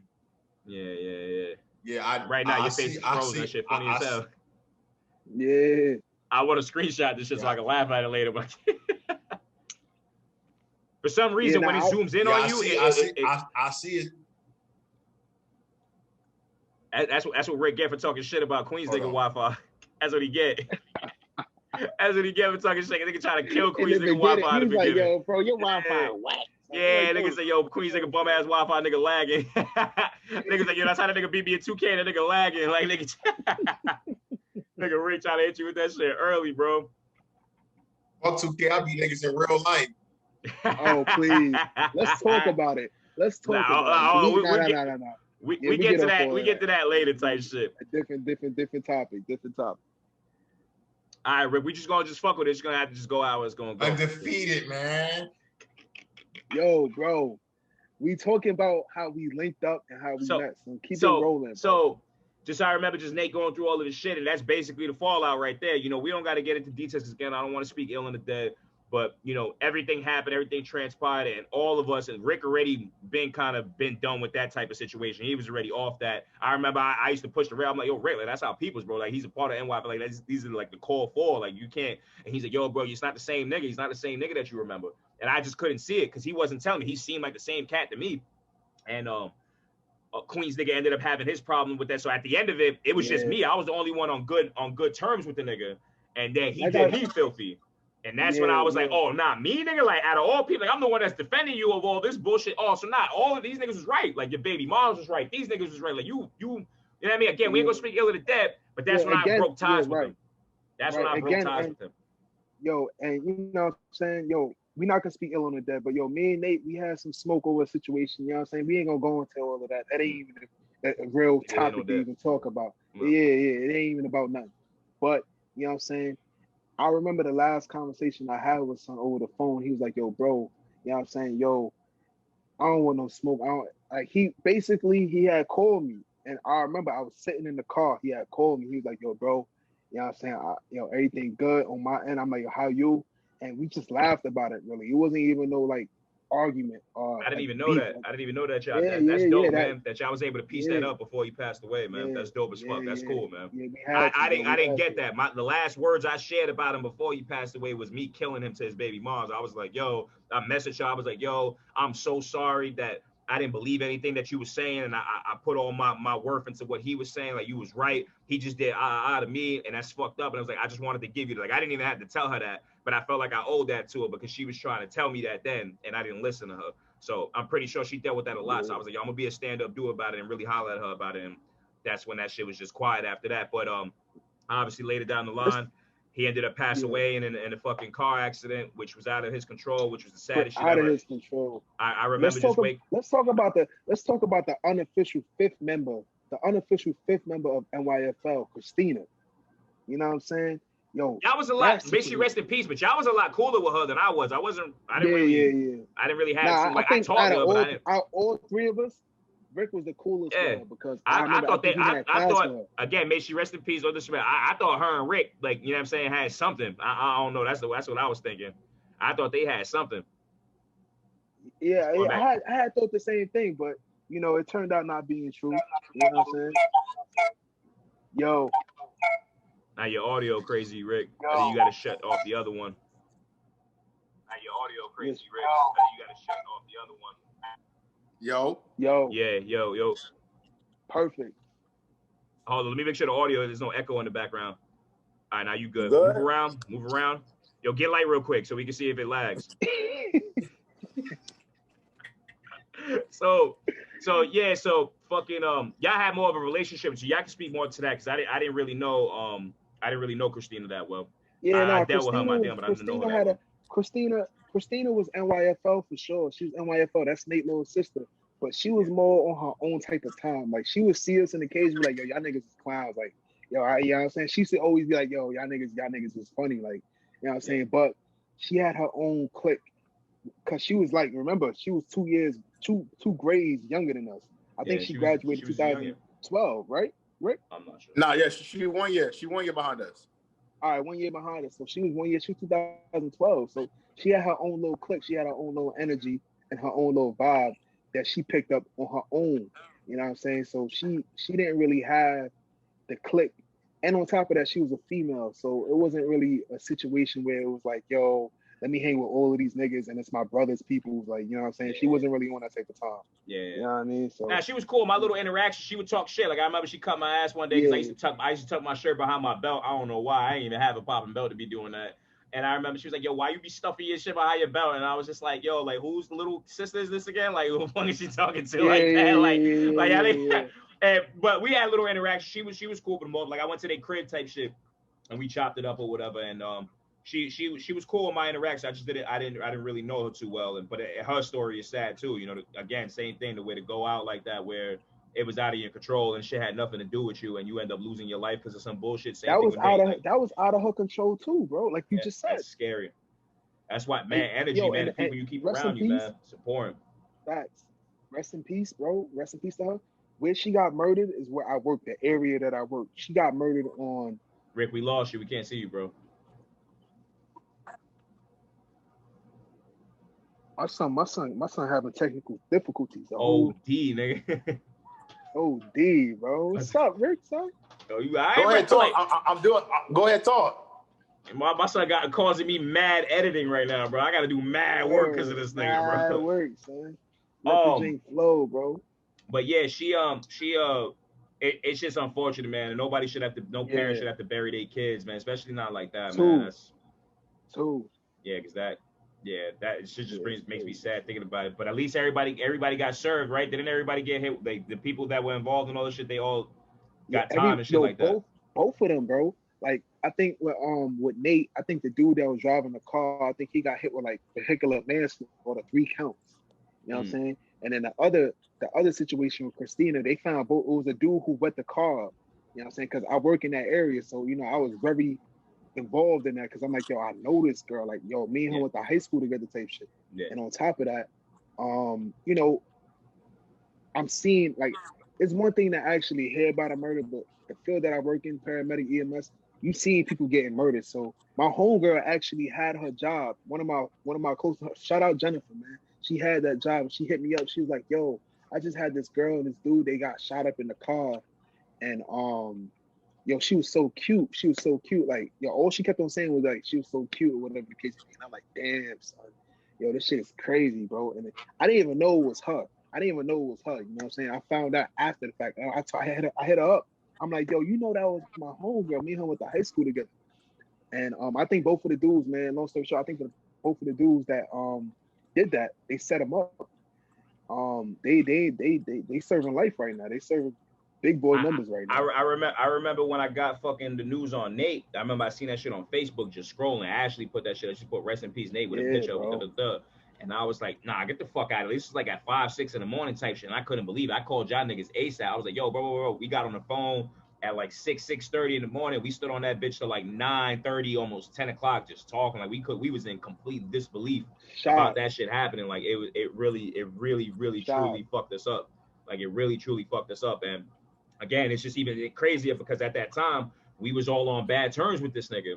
But instead of trying to kill this nigga or say foul shit, we just talked about the good times and shit like that. And we was just like, damn, bro, like to see somebody that's around our age go out, like we knew this nigga, we chill with this nigga every day. Like he's been to my crib, he met my moms, like he met my family, like, you know what I'm saying? Like I don't bring just anybody around us. So just hearing that news, it just fucked me up a little bit because especially how it happened and the stories around it and just that the shit was out of his control. Like it's sad, man. It's a really sad story. So, you know, rest in peace, Nate, rest in peace, Christina, you know what I'm saying? Gone but never forgotten. Definitely gone too young. It's just sad overall, bro. My parents shouldn't have to bear. Yeah, like this shit was crazy because like, you know, Queens was around before he left. And what you left in 2013, Queens? 2014, like early 2014. All right, so like I remember like we was chilling with him, like we used to chill, you know, where he used to stay at, and like the little patio area where the pool was at. By the pool. So I remember like we all had brought liquor over there or whatever, and like it probably was like maybe like one bottle left or whatever. So mind you, unknowingly, he must have put a Molly in the alcohol or whatever. So you know, niggas was just, you feel me, pouring their cups or whatever, and he was like, and like luckily, like me and K1 was together, or whatever was there. He was like, yo, you know it's Molly in there. I put Molly in there, and we look at him like, yo, what type of time you on? Like, you know, we not on that type of time. And then like it just like the shit that he was doing for where his moms was kicking him out and stuff like that. Like he just wasn't like the same person because Nate wasn't like that. So that's why I'm like that wasn't the person that I had became friend with and was like on a day to day, like, cause like he was just doing like wild shit. Cause like he would ask me, let me hold some money. Like for example, he'd be like, yo, $50 today, and I give you $100 on Friday. I'm like, no, I'm not giving you no money because I already know what you cut. I used to like, mind you, I used to take him to the spot where he used to go get Marley at. Like, mind you, like subconsciously, I'm like, damn, I should never did that. Cause like I used to take the nigga to the spot to get the Molly. Like the nigga be like, yo, I can't function, I can't do nothing without it. Like the nigga told me this out his mouth. Like even that time I sent you the N.Y.F.L track or whatever that you had jumped on, like he was supposed to be on that, but he was like, yo, I need Molly to write a verse. If I can't have Molly, I can't write a verse. So that's why that's why he wasn't on a lot of the music that we was doing, because he was like, yo, he needed his fix. And like he'd just like get missing. Like he'll be with us like right now. And then like he'll call somebody up, somebody come through and pick him up real quick, and they be going, we don't see him for a couple of days or whatever. He like, did that. He did that at the fucking the party that we was at when we was at the family tree. He just disappeared on us. He said family came into town or some shit. He dipped for a little bit, and then I remember he tried to link up. Like I remember he hit me up. He said, yo man, ask if like K1 could like swing back around and pick me up. And I was like, bro, you left. Like we told you not to leave. This ain't my. He's asking me like it's my whip. Like I don't even know this nigga like this to ask him, yo, can you pick up my man's? Even though I would have shot K1 the gas money, and I think K1 would have did it even without that, because he drove me home without trying to take my gas money. And I was like, nah, like nigga, I'm not gonna. You don't even know me like that, bro. He was like, nah, that's cool. I said, nah, bro, take this bread, bro. Like I wasn't about to let this nigga drive me home, and you know I'm that kind of guy. Like I don't like people doing shit for me for free. Yeah. But fucking so I was talking to him about it, and I was like. So that ended up happening with that shit, and that's when we all kind of just fell out with him, and it's just sad and it's unfortunate, but at least we handled the shit the right way in the end. Like we made sure we sent him off peacefully. We sent respect. We gave him his flowers. We remembered him for who he was, not what he was becoming, and that's all we can do at the end of the day. You know what I'm saying? It's just sad and unfortunate, but you know we still here, we still going. And all we can do is just keep his memory alive by keeping this whole friendship alive. That's just the best thing we can do at the end of the day. Yeah, facts. So like even like like even with Christina, like you said, like I was more closer than y'all then. Yeah, Christina, you like were. me and Christina were like literally hanging, like Christina moms was like when like something happened with my car or something like that, like she dead ass Christina moms let me hold her car, and me, Christina, and her little brother, we went to Carnival together. Like I drove and we all went to Carnival together. Like me and Christina hung out. Like I still got a North Face in my closet right now that she sold me the black and purple North Face. I still got it. Like I still got it. But like it was like no lie, when Queens called me and told me that, son, like that shit instantly brought a tear to my eye. I'm like, bro, Christina, bro, what? Yeah. Like that shit was unfortunate. I'm like, bro, what the fuck? Because we look at it like as people in our age and shit, like we're not consumed with the fear of death. Like we think we're immortal. We think that shit don't apply to us because we're young, but that shit don't discriminate against nobody. It don't matter who you are, bro. Anybody can. Yeah, and like this in this day and time, son, you just never know. Like, cause like each and every day, like bro, you see young people die every single day. Like if it's not one story, it's another. Like every day, like you like, damn, he was 20. What? Like bro, we damn near on the side. We about to be 30. Like when we seeing like 22, 23-year-olds pass away, we like, bro, what the fuck? Like just imagine like I'll be imagine like I just went to a funeral yesterday. Like my uncle passed. He got caught in the gas fire. He got caught in the gas fire and burnt up or whatever. But it's like, bro, when I'm there and like you just realize, you be like, yo, death is really real. Like this shit, like you could be here today and gone tomorrow. Because you don't wake up thinking that, bro. You wake up thinking about your day. You wake up thinking about what's gonna happen, what's not gonna happen. The last thing you're thinking about is this is gonna be my last day on earth. Like I'm not gonna be like you think you're gonna get through the day. You're not consumed with that shit, which is scary as fuck. Which is why with these trips, I treat them differently now that I've been traveling more, or my interactions with family and friends. Like I really appreciate it more. I think COVID kind of did that with me. Like when people started dropping like flies and the whole 2020 shit, like my interactions with people is a little bit different. I hug people a little longer now. I give people their flowers. I tell people I love them more. I take more pictures and shit. Because there was a time where I was self-conscious about my whole look and shit. I didn't feel like me. So I was just away from shit. Like you didn't even see me unless you knew me, like knew me, and I really fuck with you. You really didn't see me. And to bring that up, yo, Cardo, I remember we linked up one time. I thought to cut you up. Yo, bro, I could say this now because you motherfucking lost mad weight. But what was the time we linked up, son? I was like, yo, is this Cardo, shit, bro? Bowling shit, bro. I was like 255, bro. I was one of the big boys, bro. Like OD. Big Queens nigga lost. Yo, I fucking gained all the weight Queens nigga lost. Like, like that shit was crazy. And I've always been a skinny nigga. Like, like always, like my whole life type shit. But I appreciate that, man, for real. But fucking, so after that, after I started like with people, like, yo, let's take a picture. I want to take a picture. Let's take pictures. Let me do a video. Let me interview you. Like, I value life a little bit differently now. And that's what I think we should all do. Like, just hug people. Tell people you love them while they're here. Give them their flowers while they're here. It don't cost you nothing to do that. Hug people a little bit longer. Give people more kisses, man. Like, just love, man. Because at the end of the day, that's all you're gonna have when they're gone. You know what I'm saying? And it's a scary thing. It could touch anybody. That's just scary. Even now, bro, just talking about that shit, wearing this fucking chain and shit, like, nigga, I'm scared. Nigga. Like, I'm scared to be outside right now with all the shit that's going on. You know what I'm saying? Like, I'm scared. But we living in treacherous times right now, bro. Yeah. Son, like it's so crazy out here because like I know the same shit happened up there. Like Queen sent me shit, niggas getting killed like on the same street sitting in the car. You feel me? But like, bro, it's so crazy out here, like, because, people can carry guns and shit out here. Like, bro, everybody has a gun and everybody's going to shoot. Like, even a pussy nigga's going to shoot. A pussy nigga going to shoot you. He'll be the first one to shoot. The first one to shoot. Yeah. Because, like, bro, that's what I'm saying. Like, anytime now, if a problem try to come, son, you can call me pussy. You can call me whatever, son. I don't want it. I gotta go home to my family. You feel me? I got kids that I want to raise, that I want to see grow up. You feel me? Yeah. So at the end of the day, if a situation come and it's out of my hands, like I'm gonna try to de-escalate the situation, or I'm gonna just walk away.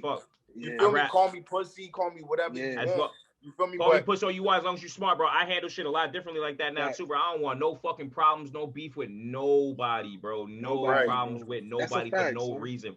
All I say at the end of the day, and I had the same kind of feelings in high school. It's just more of that now. Like, just don't touch me. Like, that's it. Just don't touch me. You could say whatever you want. You could say whatever you want about anybody. Just don't touch me or anybody I'm with, and there's no fucking problem. You could chat or I don't give a fuck. Words could be eaten, bro. I don't care about none of that shit. What's that old saying? Sticks and stones may break my bones, but words will never. Just don't touch me, my nigga. That's all. Just don't touch me. Yeah, don't touch me. Just don't touch me. And if niggas touch you, we got the laser beam with the 40. But that's when you got at that point is you got to take flight. It's fly or die. Like you got to go at that point. You got to handle it like that for real. Like you really got to handle it like that at that point. Because if you don't, you never know. You just never know. You just really never know. And I want to say this on the air, on the recording, man. Yo, Rick, I give you your respect. I give you your kudos, man, because you done turned from like we was all in that stage where we just want to get pussy and just do us. And you really transformed into a family man, bro. I'm still in that stage. No. Bro, she's gonna watch this, bro. She's gonna watch this. She's here. Bro. She's here. Anyway, I gotta give Rick his props and I gotta give him his kudos because I went probably last week, man. I came to Rick's crib and Rick was just being a father, man. I witnessed that with my own 2 eyes. I still can't believe that shit. I didn't believe it. Nigga, Rick was supposed to be a father like 3 times already, bro. I was a godfather to 3 different kids, bro. Like he made me the godfather with like 3 different women, bro. Like, when he told me this shit this time, like, I said, Brooklyn, man, I don't want to hear that shit. Get the fuck out of here. Crying. Like, Brooklyn, sit down. You know what I'm saying? So to see that, to witness that, is like, for real. For me to witness that, I'm like, that's respect, man. You know what I'm saying? Because that's the ultimate goal. Like our purpose on the world. Our purpose, I feel like, you know what I'm saying, everybody has their own beliefs, but I feel like the purpose of a human is to try to live and try to figure out life. But while you here, try to leave a mark on the world. And if you reproduce, that's leaving your mark literally on the world. You know what I'm saying? Just even if I don't do that, I want to have impacted anybody, if anybody, just one person. I want my memory to be something that people could be proud of, like regardless of what that entails. That's all it takes. Yeah, that's all I want. Yeah, like if I'm in my casket and people are looking over my body, I just want them all to have something or memory specifically, like something just positive that brings them type of solace. Like you'll never know because a lot of times people, that's what I'm saying, giving flowers is important because you won't know when you're gone. Like there's certain times like people, like, especially with all the shit that I've been doing with this whole these content pieces and these vlogs and these videos and stuff, these interviews and stuff, like shit that I be saying, like it touches people. Like some people, like I remember one of the shit that really like kind of touched my heart the most was when I did the shit with my mom's. This girl I used to go to high school with, she seen this shit and she sent me a message. She was like, yo, like I love this. I really love this. And I was just like, I said, thank you, I appreciate it. She says, no, you don't get it. Like your mom reminds me of my mom. My mom is no longer here. Cherish that woman. Like you just brought me in tears just seeing you interact with your mom like that. And I was just like, damn, like when I'm doing this shit, this is like a selfish thing. I'm preserving memories for me, but I'm helping other people with shit in their lives. Like that wasn't the intentions. Like when people are giving me these positive feedback, I'm like, this is just about me just having something to do, something I enjoy doing, something for me to have memories, and it's touching other people. Granted, it's not this mass amount of group. I don't care for that. But even if I just touch one person or help somebody with something, that's why them little clips, I try to put up things that are either going to make people laugh or touch somebody, like some solid ass advice. Just like from here, whatever we get from here, this whole shit's going to be posted on YouTube, but it's going to be clipped up and I'm going to put it on social media. Like it's going to be like the highlights, the lowlights, the gems, shit at the end that we say, whatever. So maybe that might help somebody. You know what I'm saying? It's just important to have that out there, man. It's important to preserve memories. It's important to preserve people, to honor people. Because eventually there's going to be one of us standing at one point and the other two are going to be gone. It's sad to think that way, knock on wood, but it's our lot in life. So when that one person is still standing, when that one person is still standing, they could go back and look at this shit that we're doing right now and just like really immerse themselves in. It's like a time machine type shit. 20 years from now, you're looking at what we were talking about 20 years ago. You know what I'm saying? Like for example, Rick's daughter, 30, 40 years from now, this video is going to exist. She could look at this, you know what I'm saying? And she could see her dad and where he was at and you know what I'm saying? Like where his mind was at the time. And like, it's just a beautiful thing. Like a lot of relatives that I lost, I'm saddened by it because I have nothing from them to remember them by. So when I'm interviewing these people or these loved ones, I will forever have this. This will forever be my memory of them. I could preserve this. Nobody could take this away from me. And that's really essentially the whole point of this. But again, we got off on a tangent a little bit. We got a little too deep right there. I mean, pause. But You a soulful dude, Cardo. You a soulful You dude. a soulful dude. Soulful dude, G. You know what I'm saying? So that's just to wrap up like the N.Y.F.L shit. After in terms of like us and how we met and shit like that, I want to ask y'all more so about y'all opinions based off of y'all differences between New York and Florida, and like what you like more, and which state, where would you rather have been or whatever, because it hit everybody differently. Florida's always been a vacation place. I'll just start with me. Florida's always been a vacation place for me. It's always just been fun, under the sun, chilling, vacation. I never lived the day-to-day life in Florida, as opposed to New York, that I live the adult life. Like, I got a job, I work 5 days a week. I never experienced that. When I go to Florida, it's nothing but fun under the sun with my peoples and loved ones. So it's like, I think if I was to ever live like that in Florida, it'll take away from Florida. Like, I won't, my son already. So, but I think that would take away from Florida for me. You know what I'm saying? Like, I won't feel the same about Florida because now it's not fun. It's just like regular life for me. Kind of like how New York, you know what I'm saying? The people are like, yo, you in the city, and we kind of look at it like, bro, this is every day. Because we work here, we live here, we don't appreciate it because of those things. So I want to take away from that. So, Queens nigga, how long were you living in New York compared to you were living in Florida? So I could say, I was moving back and forth, man. I did a lot of moving. You know what I mean? Rick can attest to this. You know what I'm saying? Even you too, man. I did a lot of moving back and forth. Yeah, but you know what I'm saying? Everywhere, bro. Yeah, facts. I got evicted from every borough, nigga. Trying to tell you, moving, bro. I got evicted everywhere, bro. I live everywhere but Staten Island, nigga. Everywhere but Staten Island. Nah, I could, all right. So, I'm 27 now, bro. And you know what I mean? I could say this, and I'm gonna keep it factual. I hate New York now, bro. I hate New York, bro. Bro. I hate New York in the sense of... Why, though? Why? Snow, nigga? All right. Does snow really bother you that much? All right. No. I'm gonna keep it real. New York, all right. This is how I envision life. Like, I want to eventually find a woman that I can build a family with and have kids and, like, you know what I mean, really establish myself as a man. You know what I'm saying? But New York is so hard to do that because it's so expensive. It's so much money you gotta have to buy a house. A house out here in New York, realistically speaking, bro. A decent house is like $800,000, bro. $900,000, $1 million. Some houses out here $1 million easy. So that means you gotta be bringing home at least $200,000 to really get a house that is comfortable for you and your family. Now that's one of the main reasons I hate New York. It's economically fucked up. 2. It's like you paying all of these taxes. What are you paying taxes for, bro? The roads is fucked up. Everything is fucked up. And the weather, you know what I'm saying? It's like, you know what I'm saying? But I got to stop you there on the weather because that's a part of the big reason why I love New York so much. I love the seasons, bro. I can't stand one weather states, bro. I hate it, bro. I love the cold. But you see, I was in Florida the other day, like I keep saying, all right, during the day, it will be nice. It will be brisk. But, at night, you got to put on a hoodie, bro, because, it's like, you know what I'm saying? It's chilly out. But that's only but you gotta understand. You gotta understand, nigga. That's 2 months out the year. That's it. That's it. Like, you feel me? That's like December, January, and sometimes like it's gonna be cold. It's gonna be cold in the week coming. It's gonna be in the 50s. But it's like me personally. See, y'all lived y'all teenager years and y'all adult life. Y'all can see both of them. I didn't. Right. So mine is elementary up to 6th grade, and then boom, I'm in Florida. So it's like I'm a kid. So I really didn't get to experience how y'all get to experience New York as a teen or as a young adult or whatever. So me looking on the inside in, like, I like to see this change. I hate it when it's hot all the time. I love the way hoodies. So it's like I don't like it's like because I buy so many hoodies or whatever. It's like damn, I gotta wait. So it's like I like the season change, but far as like the housing, like it's expensive down here too. It's the same thing. Housing like South Florida living is expensive, just like New York is. It's going up. It's going up. It just y'all get paid more, so it looks more, but it's equal, son. It's literally equal, bro. To buy a house, like you know why I stay in Tamarack.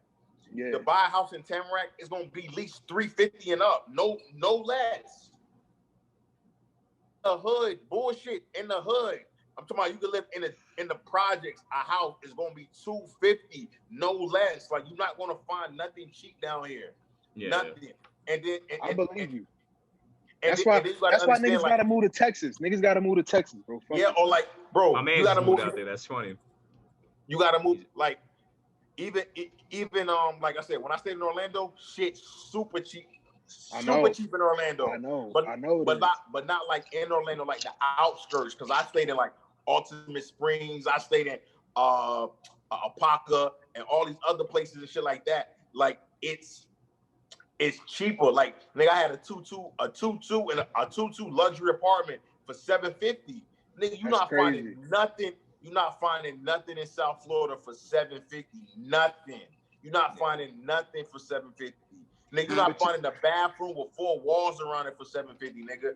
That's why I never understood the jokes. That's why I never understood the jokes when you see the memes and shit like that. Like you go to New York and you spend $1,500 for a little fucking crevice crack in the wall type shit. And I'm like, my brother used to tell me like he used to have an efficiency that was like $500 in a punk ass studio, which is a crazy price because you can't even get a room with a stranger for that price. But that's not the case no more because there's been more than one time that he needed a crib and I was looking on the shit and I'm looking at these prices and I'm like, granted, with that bread in Florida, you get more bang for your buck, but it's the same prices type shit. It's not that far from New York prices. Like you'll get more space buying it in Florida or renting it in Florida, but it's still like mad fucking bread. Like it's still at the end of the day mad fucking bread, and then y'all make less on top of it. So it's nuts. To be honest with you, how I look at it, I love New York City. Like I love it. I came back for it. Yeah, I love New York too. I have a love-hate relationship. I love it.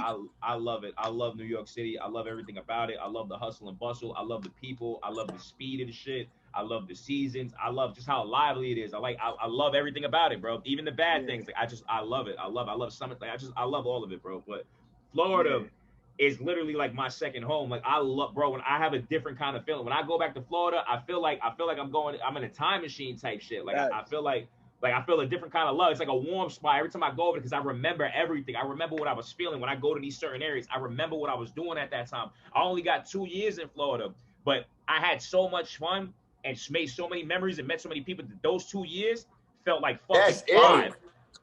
2 years. I didn't even make 2 years. I got there when I got there when I was 16 and I left a couple months after I turned 18. So all right, so yo, Cardo, to backtrack a little bit, right? You went to Ely. That was me and Rick's sophomore year. I think you was a sophomore too. No. I think I was a junior.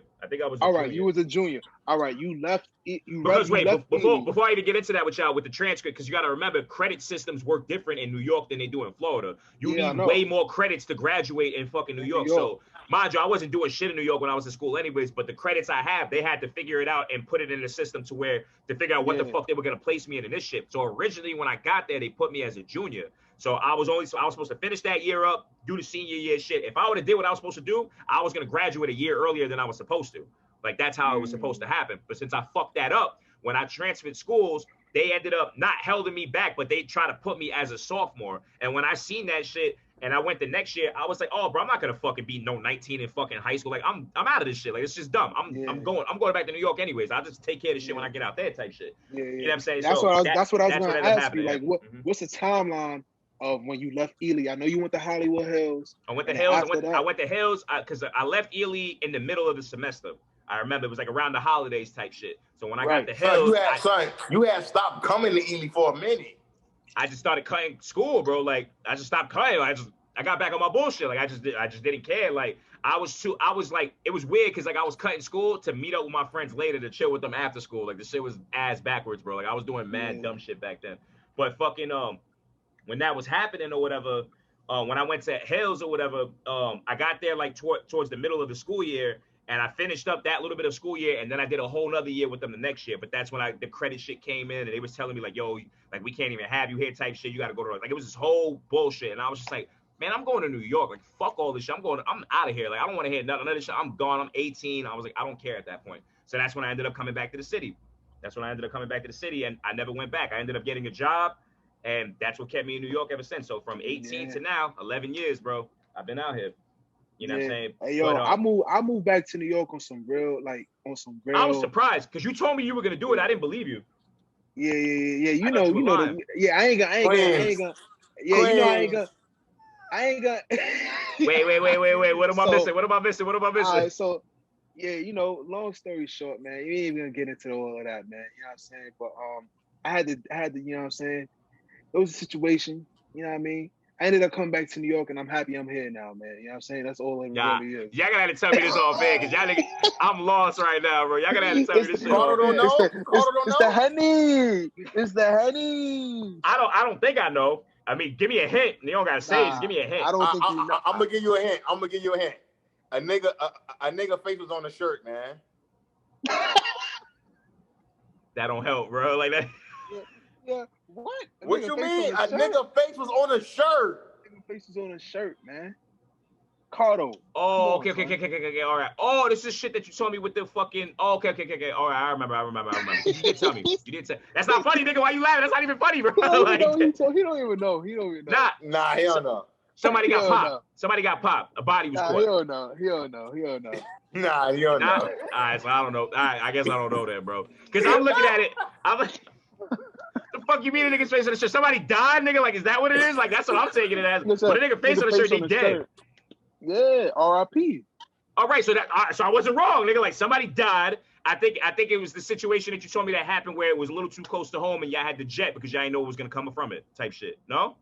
Nope. All right, so you gotta have to tell me off. Anyway, we'll talk about that off the air, man. Off the air. You know what I'm saying? But yeah, man, I'm grateful. Like I said, I remember initially I said just a little minute ago, I said I hate New York. I have a love-hate relationship with New York. You know what I'm saying? Because to really establish yourself in New York, yo, bro, you gotta be pushing weight like Ghost. You gotta be motherfucking doing all type of shit, son. To really establish yourself and live comfortable out here, you gotta be pushing weight like Ghost, have a 9 to 5, and be doing side hustles, credit card, dealing weight, whatever. You know what I'm saying? So or you can just go like pick up a trade. There's other ways to go. I feel what you're saying, but there's other ways to go about it. Like you could pick up a trade, go to trade school. Yeah, pick up a trade. Yeah, pick up a trade. Go to trade school. Pick up a trade. Yeah, of course. But I think what most people do is that they move out of the city, like to Jersey and shit like that, and they do the commute. Affordable. So they work in New York, but they live in Jersey because Jersey's a little bit cheaper than New York. I was thinking about doing that. I want to do that. Yeah, I want to do that. My pops, his wife, and my little brother. You know, my pops just had a kid. They live out in Jersey. You know what I'm saying? But you see, the thing is with my job, bro, I'm working and I'm about to try to promote and whatever. I'm trying to level up. So the thing is with that is I gotta be in New York. I gotta be ground put in New York right now. But probably in the future, who knows, man? I may be in Jersey and be like, yo, y'all niggas come through to Jersey, man. You know what I'm saying? It might be a move for me. If I don't do that, I'm definitely gonna move back down south. If I don't do that, I can see myself moving back to Florida. I can see it happen. You can see yourself moving back to Florida now? I can see myself doing it. I can see myself doing it now. On like, to be honest with you, like if I start a family, like it's whatever's best for the family. Like I'm getting at that age. Bro. I'm getting at that age where it's like, nigga, a nigga ain't getting any younger. You know what I'm saying? So a family's definitely in the future for me. And if I'm gonna make a financial decision based off of that, if it doesn't even matter what I want at the end of the day. If it's what's financially better for my family, that's the play. You know what I'm saying? Right. I know I would have a steady foundation there. I know I could find work. Honestly, the fields that y'all work in with Queen's nigga being an EMT paramedic on the way to being firefighter and you being security, honestly, y'all will make more money down here than y'all would in New York. I don't think that's true. Not for me, at least. I don't think that's true for me. Yeah, I think I'll make more money up here. I will make more money up here. Y'all won't. Yeah. Listen. For my city that I work at, EMT paramedics, they starting out at 70. You make 70 in Florida, nigga, you living great. I know. Yeah, hell yeah. I make nowhere. Look, I'm comfortable. I make nowhere near 70. Yeah. If you make 70 in New York and y'all niggas don't got no kids, y'all will be great. I'm talking about y'all will be living good. Like for some reason they pay medical like EMT nurses, they pay them good down here. Like city jobs. I'm pretty sure they do the same thing in New York. Yeah. But like even with Carter with security, like bro, you be security or you go to try to be like a CEO or a police officer. You starting off at $60,000 a year your first year, and you get all the overtime you want to. Like, son, I got a homeboy. He a CEO. Son, the man made $90,000 last year. Wow. CEO. Because they got unlimited overtime. He don't got no kids, no nothing. $90,000. $90,000 in Florida is living comfortable, bro. Yo, I don't know. $90,000 in Florida. It might be the move, bro. I might have to. Might have to make this a one-way trip, nigga. And look, Cardo, like, son, anybody, and look, you being the CEO down here, like for BSO, they always need correction officers. It just like even at West Palm Beach too. West Palm Beach play more, but $90,000, bro. You're rich in Florida. $90,000, bro. Like you're rich. Yeah. But we'll see. You know what I'm saying? Only time will tell at this point. But I do love the city, and I do got a different type of love for Florida. Like I'm going there at the end of the month, and I'm mad excited. Like if I've never been there before, like, and I'm really looking forward to it. For yo, me and Rick doing the same thing. Yo, I can't wait to talk to y'all about that whole situation because that's I didn't even update you on that shit because that shit is wild to me.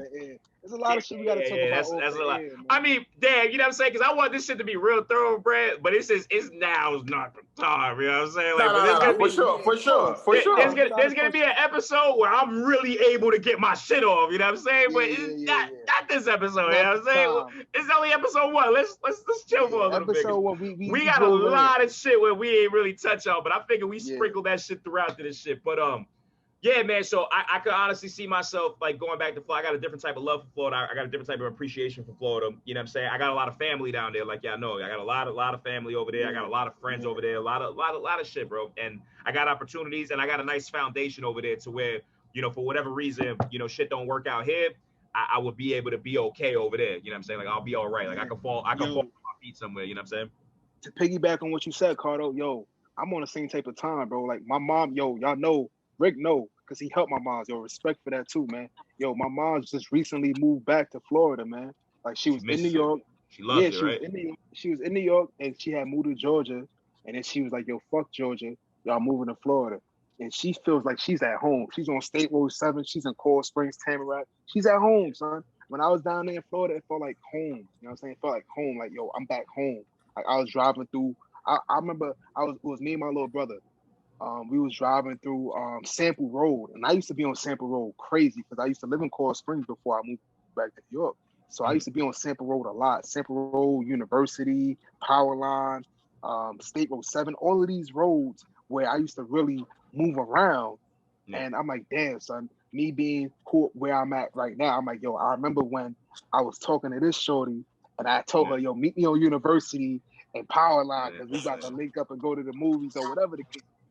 I say as a teenager, but yeah, man, yo, I could see myself moving back to Florida. I got mad, yo. It's so much I want to say. I could see myself moving back to Florida. Quasi, you have no idea how much I feel you on that, bro. Like, bro. My god, bro. Yo, that truly brings me back, man. For real, those were, bro. Like I said, I can't explain it any better than that.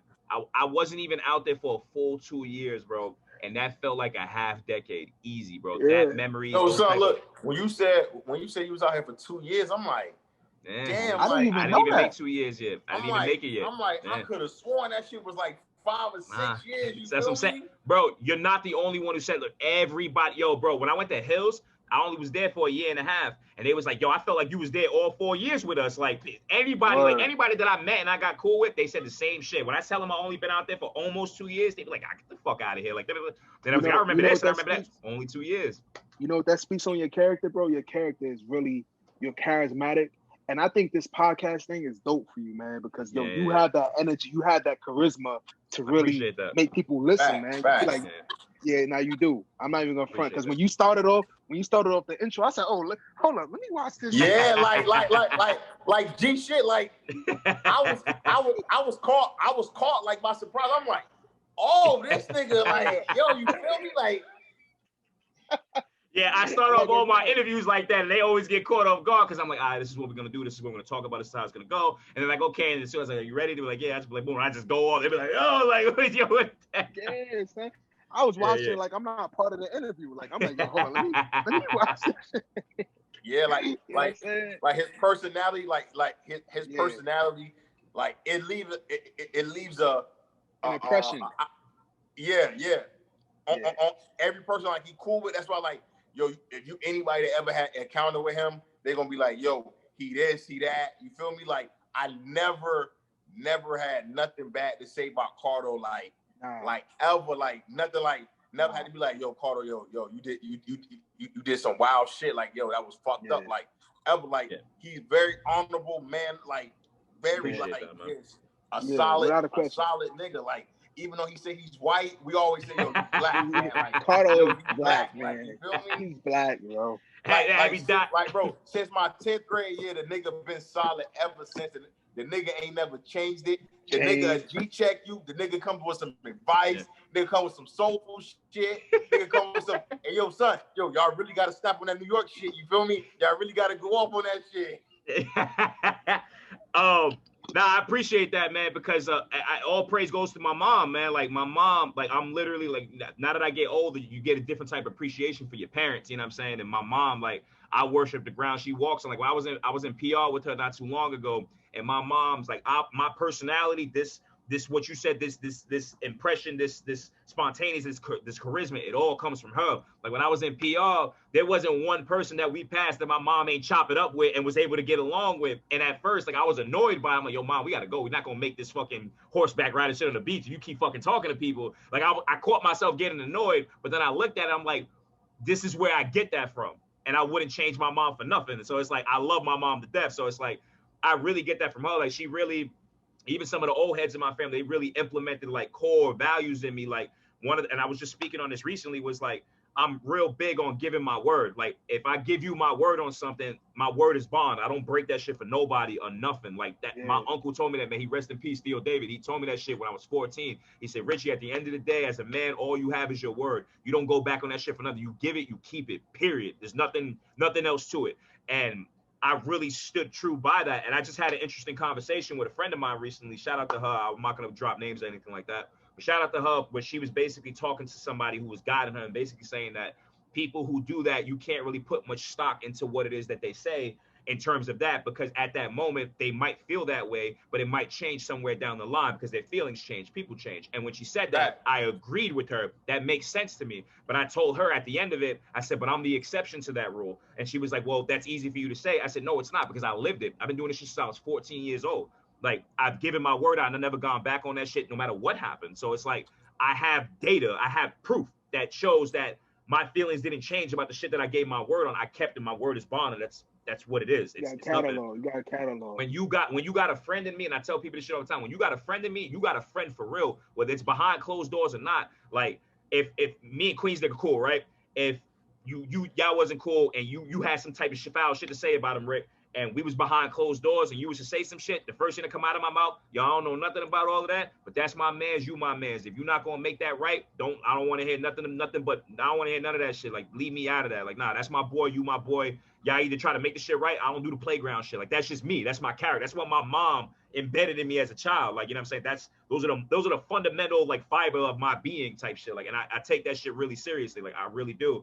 You know, I'm always a joyful, happy-go-lucky, funny, talk shit guy, but it's like, I have a very serious side to me, and the only people that know me know that about me. Like, if people see a surface level of me, like, there's an introspective version of me. I don't mean to, pat myself too much in the back, but I'm just saying, it's like a multifaceted kind of person. Not that I'm bipolar, it's just, I'm a there's no way to say this without sounding like a fucking cocky ass nigga, but like, I'm a dope dude, bro. Like, if you got a friend in me, bro, you got a fucking friend in me. I'll leave it at that, bro. I could attest to that. And if me and Rick, us three, we always usually don't agree on a lot of shit. Oh, man. If me and Rick can agree on that, then that's just what it is. You know what I'm saying? Yeah. Like, even in music selection, y'all niggas be like, yo, listen to this Queens nigga. I'll be like, man, I listen to Kodak. I listen to this. Nah, Rick got the ear. Rick's my music guy. He's my music guy. Yeah, Rick got the ear. Rick got the ear. He's my music. Sure. He's my music guy, and he's the guy. I called the nigga the other day a little while ago now at this point. I was copping sneakers and shit. I called Rick. I said, yo, Rick, I don't know what to do with these, bro. Can I do something with these? What you think of these? Niggas like, yo, them shits is trash. But I'm the kind of nigga that I can ask you some shit like that. You say it's whack, it makes me want it even more. Like, he seen them gold shits. He was like, yo, them shits is trash. You don't get them shits. I'm like, yo, I feel you, but I'm copping these shits. Like, I don't know. No. I didn't say they was trash. I said it was gonna be hard for something to go with it. Okay. That goal. But then when I seen you did it, you had like a hat and you had like a shirt. But you was like, yo, it was a hard ass time trying to. You was like, yo, Rick, you wasn't lying. It was hard to find.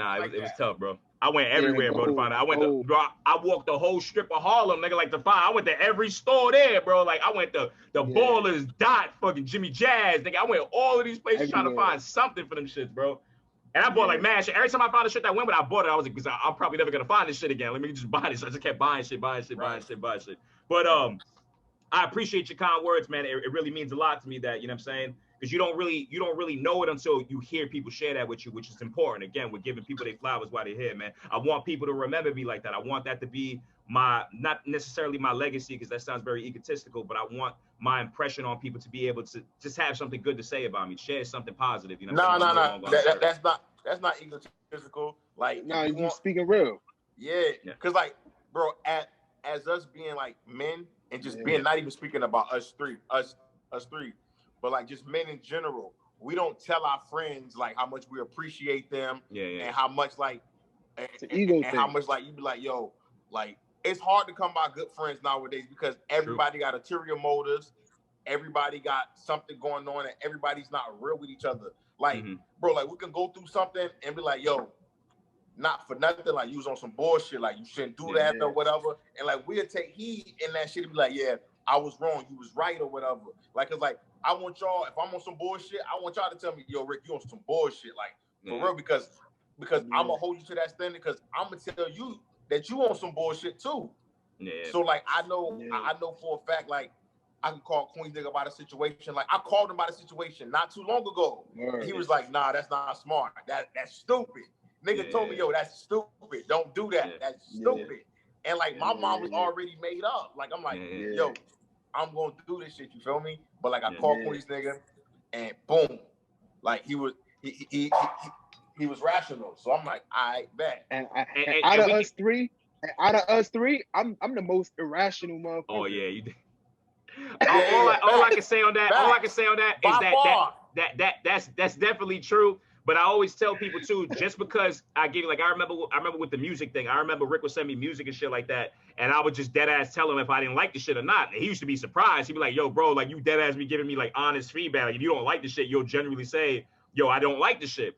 And I told him, I was like, because I said, but I don't want you to take what I say as gospel, because just because if I say something, I don't like something, or something works for me this way, it doesn't mean it's going to work for like that for everybody. Because just because I don't like it, there's going to be 10, 15, 20, hundreds of other people that like the shit as opposed to what I say. So it don't make my shit right. But I'm with me, and I repeat this a lot lately, you're going to get the honest and like raw, and it's always coming from a place of love with me. Like, I'm just going to give you what I honestly think. Don't make it right, but it's an honest opinion. Like, I'm not going to give you no bullshit. You know what I'm saying? Like, I'm really going to tell you what it is that I feel about the shit, whether you like it or not. I'm never going to tell you what you want to hear, because I'm doing you a disservice as a friend if I do that. You know what I'm saying? That's just not me. You know what I'm saying? You asked me for my opinion for a fucking reason, obviously. Yeah, that's some real shit, man. But that's Jazz. Tell Jazz get on camera, man. Tell Jazz say what up. Jazz, what up, man? Shout out, man. Jazz not here. Y'all bugging. So who the yo, you need to relax, bro. The honey. But yeah, man. I don't know if there's anything else you guys want to talk about in particular. Like I said, we freestyled this whole shit. I didn't write nothing down. Everything we just talked about was off the dome. Honestly, I think it's better that way, because like when we come together as one, we don't write nothing down. We just talk. Like when we was at the little pizza spot and we just started talking. We started talking to the people. Oh my God. And I love that, bro. I wish I was recording that, bro. You have no idea how wish I was recording that shit, bro. Yeah, this nigga Rick had me dying laughing. They was like foreigners, and we was like, yo, what you think if your girl said he wanted to whatever, and it was like, nah, like, you feel me? Like, it was just organic. We ain't writing nothing down. I remember the topic. Oh, yeah, I don't even remember it either.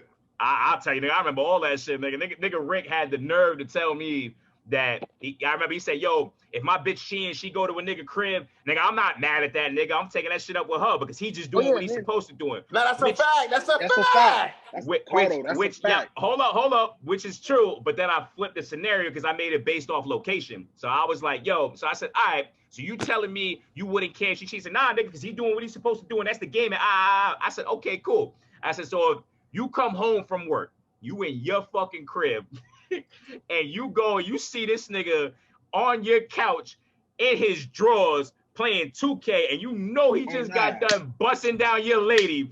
This nigga Rick said to me, he looked at me, I said, you not gonna be tight? You telling me you're not gonna take that shit up with him like you gonna take it up with her? This nigga said,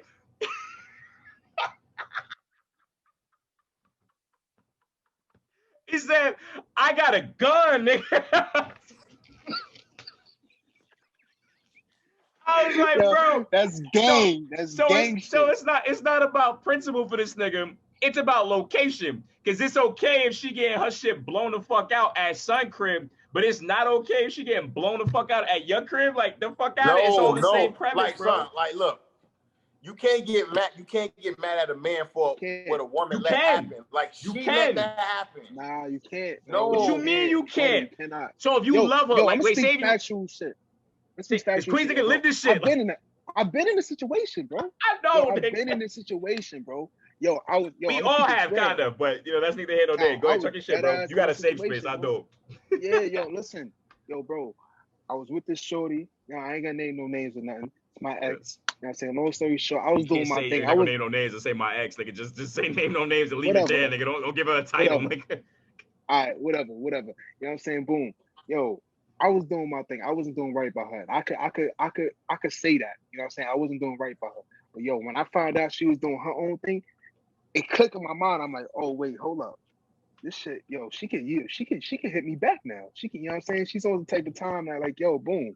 You know what I'm saying? But I wasn't mad at the nigga. I wasn't mad at him because I'm like, it's not his fault. He's playing his position as a man.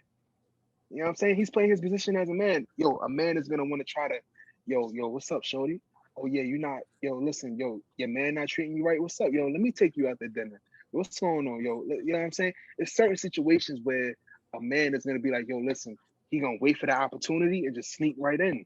And you know what I'm saying? I understand that the game is the game. I get that completely. And most men would make that decision. I understand that thoroughly. What I'm saying to you, especially if you got any type of feelings for this chick, you're going to look me in my face and lie to me and tell me that shit's not going to bother you to where you're going to, as a man, you would have to check this nigga as a man. It don't matter if he was playing. You have to. I'm locking. Bro, have to, bro. Cardo, I'm locking the emotions off, my nigga. He's in your crib. He's in your crib, bro. That's different. No, that's different, though. If he's in my crib, that's different. It's different. How? How is it different? How? It's the same shit. He's in my crib. He's in my house. But he's playing the game. He's doing what a man would do and blowing your bitch's back out. Like, not in my house. Obviously, he still did it anyways. Nah. It's the same thing. It's just location that changes our answer, bro. If she went out, she went to his, or maybe I'm just an emotional light-skinned nigga. I don't know. Who knows, bro? I don't know. Maybe that's just me, bro. I don't know. But I like this topic, though. It is what it is. I like this topic, though. I like this topic. Actually, I'm probably gonna clip this. Listen, I'm gonna say like this: if my girl was fucking another nigga, right? Yeah. I found out. Cool. It's not cool. I'm tight. I'm upset. I'm hurt. I'm fucked up. You feel me? I'm fucked up. That's a fact. That's a fact. But I'm not going to check the nigga for what the bitch allowed to happen. I'm not. It takes two to tango, though. It takes two to tango, though. I understand that, but I don't know the nigga. Like, it's different if I know the nigga. If I don't know the nigga, he don't have to respect my relationship because she ain't respecting me. That's a fact. It all starts with her. Like, that don't make it okay. That doesn't make that okay, bro. That doesn't make it okay. Okay, but look, Carter. Say if the nigga was oblivious. Say he didn't know that she had a boyfriend. He didn't even know. How am I get mad at him for something that he didn't know? You can't. Carter, he just think he got to kill. Like, he just got to kill. How many times? How often does that happen compared to the former to the latter? How many times does a dude fuck with a chick and not know that she has a boyfriend? Because men will lie about that before women will lie about that. Like, women are more honest. Just like I can fuck with a chick and she don't know I got a girlfriend. But it's more common with men, though. Like, it's more common with men to lie about some shit like that. With women, I'm not saying that, we're all, whatever the fuck. But it's more common. I don't got no anecdotal data to back this up. But I'm just saying, I would like to believe that it's more common for a man to lie about having a woman and get into a situation with another chick as opposed to the opposite. No, you're right. You're right. I think it's more common the other way. Don't get it twisted, bro. A lot of these females out here is operating like niggas. Trifling. They moving like niggas. Hell yeah. And they moving just like how they getting pork, nigga. Niggas don't give a fuck. But I get what you're saying, because for me, like, and I don't want to say too much I don't want to say a little without saying too much, and I don't want to say too much with just saying a little. But I understand what it is that y'all telling, and I feel it because I like just like you said, you go cold to the shit. It's like that shit don't even like you could just turn that switch off. Because again, at the end of the day, you gotta live and let live. People are gonna do whatever they want to do, regardless whether you like the shit or not. You know what I'm saying? So when you come to that, but I'm talking about you deep in a relationship with a chick, y'all live together, and it invades your privacy in that aspect. Because if that's just the rule and that's what it's gonna be, that you don't give a fuck, you ain't gonna press the dude. If I give you a scenario or a specific if I give you a specific circumstance where you tell me it's different, then it's all the same shit at the end of the day. It just hits a little different when it's too close to home as opposed to being away from home. I don't know, bro. I would feel the same way about knowing she was getting fucked at some nigga's house that I didn't know nothing about. The same way I would feel about her getting fucked in my crib. Like, I would feel the same way about it, bro. That's disrespect. It's all bad, bro. Like, it's all bad. What about nigga Nas? Like, it's all bad, bro. I'm gonna just say this: a bitch know better not to fuck in my house. He better not know better, nigga, not to fuck in my crib. You crazy? Nigga, go fuck that nigga at his house. Don't fuck in my crib. Yeah, the way, yo, you know what was making me laugh? It's because you say that shit loud. Yeah, he was shutting it in. He was shutting it in. I'm about to do the same shit. Hey, yo, listen. Yo, Rick is a funny nigga. I kill a bitch. Nah, hey, son, showing the hammer on it. I told you. I said the other day, like, that's top tier disrespect. Nah, I think that's top 3 disrespect. Yeah. Wait, so we got spitting as number 2, disrespect to Jay-Z as number 1, and just fucking. This nigga Rick is a wild nigga, bro. Listen. Fuck Jay-Z, son. Fuck, it's Nas all day. Fuck Jay-Z. That track that Nas just dropped is better than the Jay-Z song. It's better than the Jay-Z song. It's better than the Jay-Z song. Stop. Fire. It's not. Are you crazy? It's 2-1, bro. 2-1. Come on, majority rules, my nigga. Bro. What? It's better. I'm not saying. Don't get it twisted. I'm not saying the Jay-Z track is whack, but the Nas track was better. I just like the shit better. Nipsey had a better verse. Double disc. Oh no, you can't say that. 40 claps. Seemed like 40 did the mix. Get the fuck out of here, man.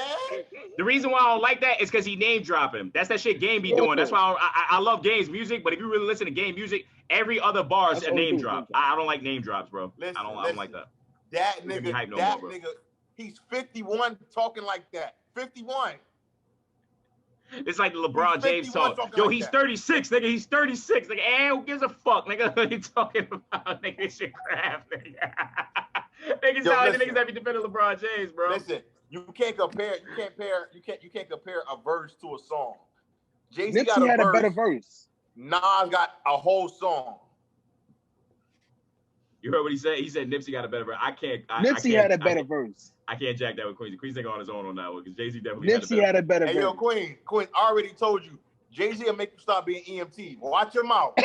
Watch your mouth. I already told you. Yo, listen, yo, you hear me, man? Yo, listen. That should never get old, man. I'm not a huge Jay-Z fan, but don't get me wrong.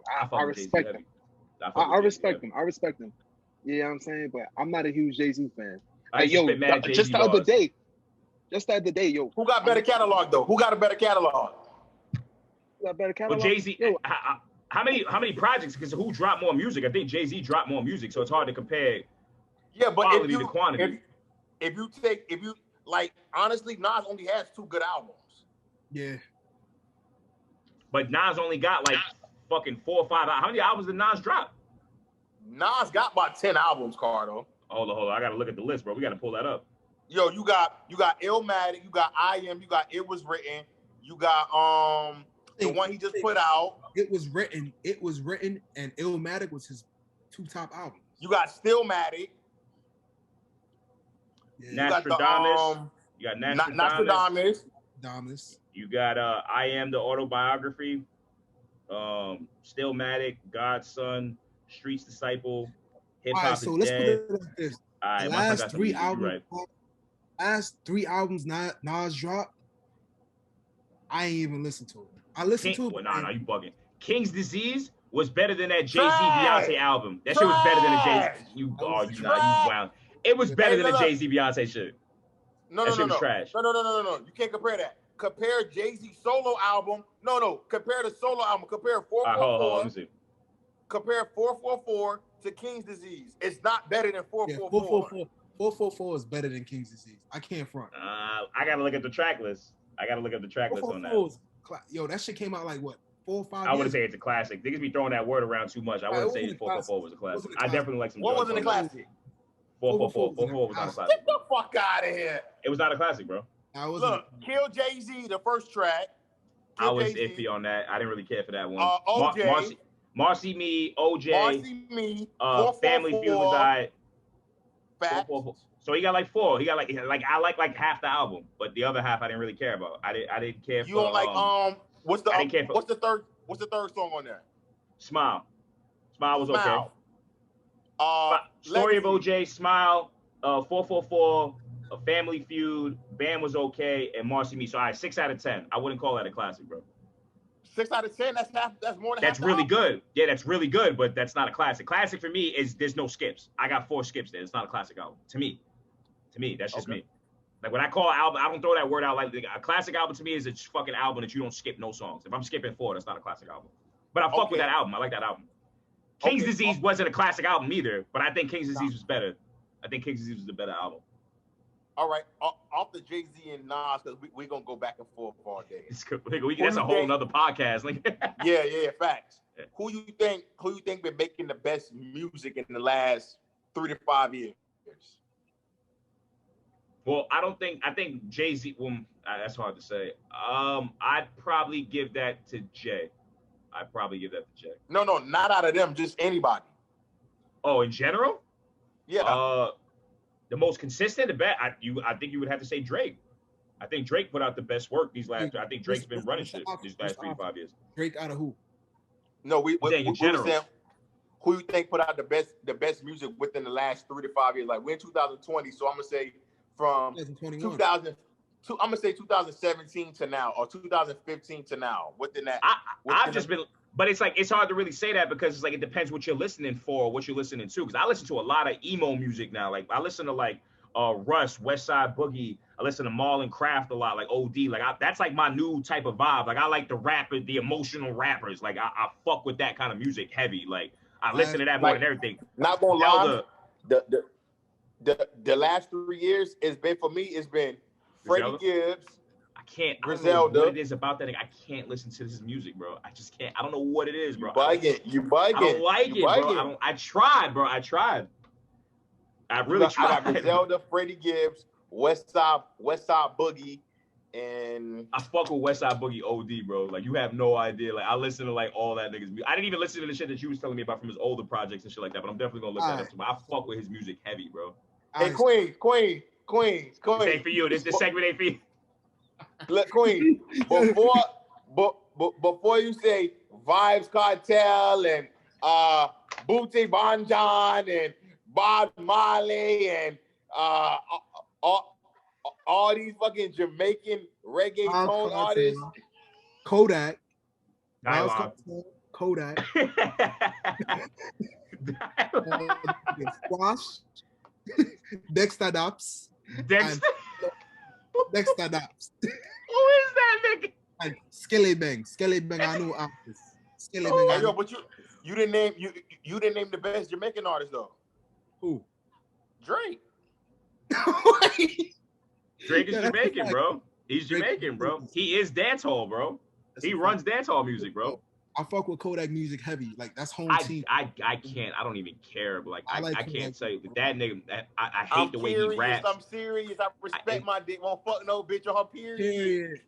Yeah, I like Kodak. That does nothing for me, bro. Like that I just hate his voice. I hate his cadence. I hate oh my god, bro. I really don't like his music, bro. See the thing about Kodak, he remind me of one of them little niggas in Ely that was just a bad little Haitian nigga just running around. Remember the nigga, you know who he looked like to me? Remember son that didn't like he had the stubby arms, like he ain't had no arms type shit. He remind me of that nigga. I don't know why, bro. But every time I think of Kodak, I think of son. Because that nigga was wild. That was a disrespectful ass nigga who for a nigga that didn't have hands, that was a disrespectful ass nigga. He used to talk crazy.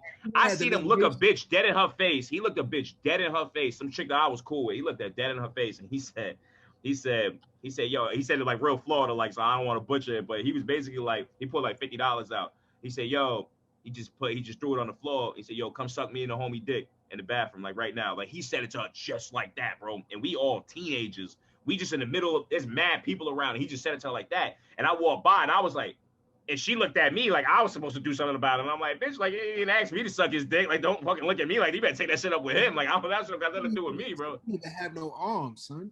Like, that's what I'm saying. You can't be that disrespectful and can't throw hands if you ain't got any, nigga. Like, I just didn't get that shit. Crazy as fuck. Them niggas ain't got no arms will kick the shit out of you. I don't know, bro. I don't know. You're not getting close to a nigga with no arms. Yeah, you just grab that nigga, it's over. Like, you grab him, he lost. Nah, Cardo. You do at that point. All right, son, all right, it's the nigga in Pompano. He got no arms. He can shoot a gun. How, bro? With his feet. How is he gonna get the gun, bro? Son, the nigga drive a car with his feet. That's crazy. I can see that, but how is he gonna pull out a gun with his feet to shoot me with his feet? How's that gonna happen? I'm gonna send you the video with him shooting a gun with his feet. I'm gonna send you the video. I wish we could just like post this shit right here so the people can see. Son, the nigga is like, bro, you know when they say when you lose a part of your body, another part of your body gets stronger? Yeah. I'm like, bro, this nigga, like, I didn't believe it. Like, the nigga is backing up, turning the wheel with his feet, going like this. I'm like, and I know, and look, I know y'all seen the nigga because the nigga done been viral a couple of times. Like, the nigga is from Pompano. Is it this nigga? No, I don't know who Nah, hell no. But he dead ass can shoot a gun with his feet, dead ass. He's doing it. That's wild. I still imagine just walking. You really think that I'm gonna get this nigga the time to set up on a fucking car like that and pull the gun and aim it at me to shoot me? I'm not worried about that, bro. Like you gonna get tackled before any of that shit happens. It's over, nigga. All I gotta do is just grab your legs and you lost. Like, you just automatically lose. Nigga, it's not even a fight. Fight the shit out of you. Yo, if I was to ever fight somebody like that, I would feel bad. I wouldn't even count that as a dub. Like, that's like, you can't fight a nigga with no hands and consider that a fight. Like, that's imagine fighting a nigga with no hands and you lose the fight. Oh no, you gotta off yourself. You gotta off yourself. You gotta die. Yeah, after that, you gotta die. If you lose, look, you fight a nigga with no hands, you gonna lose the fight. Like, either way, I'm not even if you win. Disability. I'm not fighting nobody with a disability. Them niggas is strong. Wait. So say if a nigga is in a wheelchair and he spits in your face, you're not gonna fight him? Nah. I'm gonna just smack him. If he spits in your face, I'm not gonna fight him. I'm not gonna fight him. I'm not gonna fight him. Yo, put the gun away, bro. Like, not pulling out the gun. You gonna shoot a nigga in a wheelchair? Yo, crazy, son. Yo, this nigga is wild, bro. This nigga pulled that hammer out for like 4 different things. He gonna pull his hammer out to shoot a bitch, and this nigga that fucked in his crib. He go, man. Yo, you know how we coming, son. We know how we know. This nigga is, yo, man, bro. That's funny as fuck, bro. And yo, but, the gun laws in New York, bro. Like, you can't even have a gun out here legally without, you know what I mean, like permit to carry. Like, they need to switch that, bro. They need to make. I really want to carry a gun, bro. I really want to be able to carry. All right, if you would have carried a gun out here in New York, bro, you have to prove to New York City that you are carrying more than like 15 to 20 racks at any given moment. In order, you gotta have a business. You have to have a business in order to carry. Yeah, in order to or be law enforcement. Yeah, be CO. I don't want to do that. I know, like, my cousin is a CO, right, on Rikers. He's able to carry his gun around, but that's just because he's a CO. So wait, and Rikers they carry guns? Nah, they don't carry guns, but it's easy to get a gun and carry because you law enforcement. You know what I'm saying? You got some type of background in law. Yeah, I get what you're saying. Yeah, because I had a gun put to my face in the Bronx a couple years back type shit. That shit kind of fucked me up because why you didn't call me? Bro, I'm gonna call you mid gun in my face, nigga. Yeah, no, we ain't gonna do that on here. I did make some phone calls to try to make some shit happen. Some of my people's down south with fucking when it came to that. But even with that, bro, you know, to be honest with you, like if I'm keeping it a Benji with you, that probably wasn't even a good look either, because I'm a big believer in energy, and I'm a big believer in what you put out there is what you're gonna get back. So if you start carrying around, I feel like you kind of bringing that kind of attention to yourself, like you're bringing those kind of problems to yourself, just even having to carry something like that. Like I don't even like carrying around a knife, but I'd rather have it and not need it than to need it and not have it type shit. I guess that's where I'm at with that. But I don't like having to carry something. Why I couldn't hear you, bro. Your audio was breaking. I never heard the story. Oh, I was doing security in the Bronx like I am now, but this is like 5-6 years ago type shit. And I remember I went on a meal break, and at that time, the place that I was at, particularly, there was no like microwaves or nothing like that to heat up food type shit. So I had to buy my shit just straight out the deli, or I had to bring like cold sandwiches. This particular day, I didn't have no food. So I went down the block. This is over there by like Cortona and shit like that. This is like the hood trenches of like the Bronx type shit. This is like where it's really bad at type shit. South Bronx. And I remember I was walking down the block, and fucking there was this dude. You just peep, like I'm very aware like of my like environments when I'm walking around, especially areas I'm not familiar. I'm very like keen with shit like that. So I see son, he's just looking like kind of shady. Niggas walking around the car. He's just looking kind of. I'm thinking he's just about to break into the car. I mean, that shit don't got nothing to do with me, but I'm still paying attention to this nigga. You know what I'm saying? I'm looking at him, just looking at him side eye. And I remember I was walking, and all I heard was, "Hey, yo, my man." One of the cardinal rules I was taught just walking in any hood is if the nigga don't know your name, you don't stop the shit. Not, hey, yo, nothing. You don't look back for nothing. You keep it pushing. So I kept walking. He said, yo, my man. Kept walking. He said, yo, hey. And I felt his fucking arm like just touch my shoulder to kind of pull me back this way. Immediately, the first thing I thought was take flight. Like, nigga, touch me. There's no reason nobody should be touching me. So I just cocked back right hand, went like this towards him. As soon as I turned around, this nigga had the gun pointed straight at my fucking face.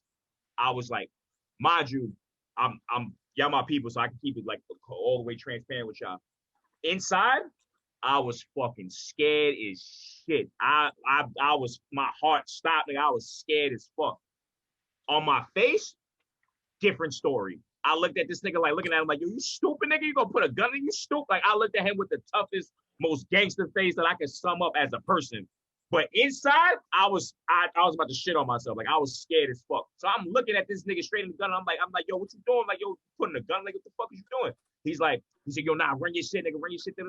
I dead looked this man in his face and said, yo, all I got is like $20 in my back pocket. If you want it, you got to go get it, pussy. And as soon as I said that, I was like, you fucking idiot. You're dead. He's gonna shoot you. You're fucking dead. Like you're gone, bro. Like it's over. Like you're dead. Like I wish I could take back the words that I said. He said, yo, what you say? Niggas, you fucking niggas started putting that shit, just like he was like just doing this shit. And I was just like, I never heard this, bro. Yeah, and I put it on Facebook. Y'all could go back. Y'all even commented on this shit. And you was like, yo, what the fuck, Rick? You did it. Like y'all was like going crazy about the shit. But we comment on it? Yeah. I don't remember this at all. I never heard the story. I never heard this story, bro. So after that happened, fucking I think Cardo making it up for the podcast. So. Nah. Nah,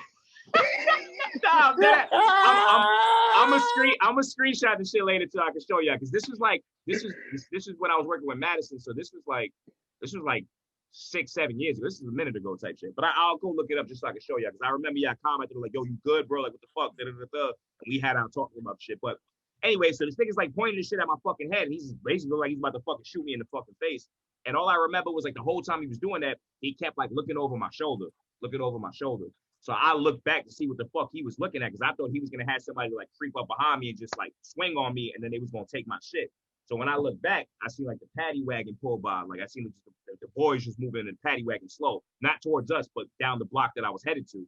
And when I look back, this nigga was gone. He ran down the block scared as fuck. As soon as he seen them boys, he was gone. He ran down the block, went the opposite way. And I just like kind of just gathered myself, and I just went, caught my sandwich, and just came back to the post and didn't think nothing of the shit. I remember when I got back, the supervisor that was waiting for me, he was looking at me like, you went back to work?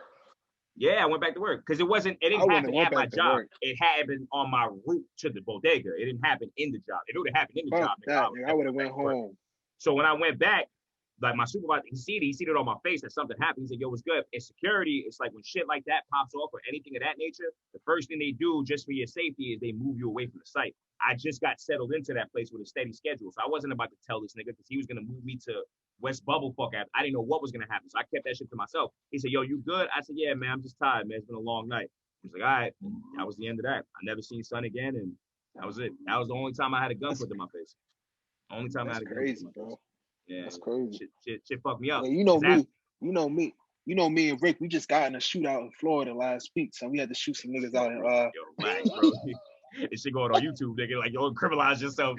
Nah, I'm fucking around, so I'm joking. Nah, bro. you making me want to look this shit up now. I'm gonna look it up later so I can fucking send it to you. The look only reason why, look at Rick's face. Look at Rick's face. He like.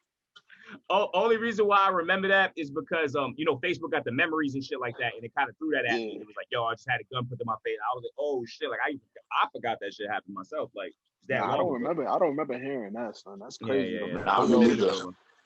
Yeah, that was a minute. Yo, my shit lagging. Yeah, a little bit. Nothing too crazy. It's not as bad as it was before. I'm telling you, bro, you gotta do this shit on the computer, bro. You gotta do this shit on the computer. I was on my computer, man. My shit was fucking up. What kind of computer do you have? I got an HP. Okay, that's probably why. I knew he's gonna talk shit. This nigga talking mad shit right now. Now, Queens, first of all, you shouldn't even, he was killing you. As soon as you got on, he was killing your Wi-Fi, bro. Yeah, like that he was talking mad you, shit about my Wi-Fi. Rick, the only nigga that had technical difficulties outside of being with the audio, but this nigga didn't know what the fuck. This nigga I've been on 3 devices. I've been on the iPad, the computer, now I'm on my phone. Bro, we was talking to Taylor's iPad for like 45 minutes, bro. Like,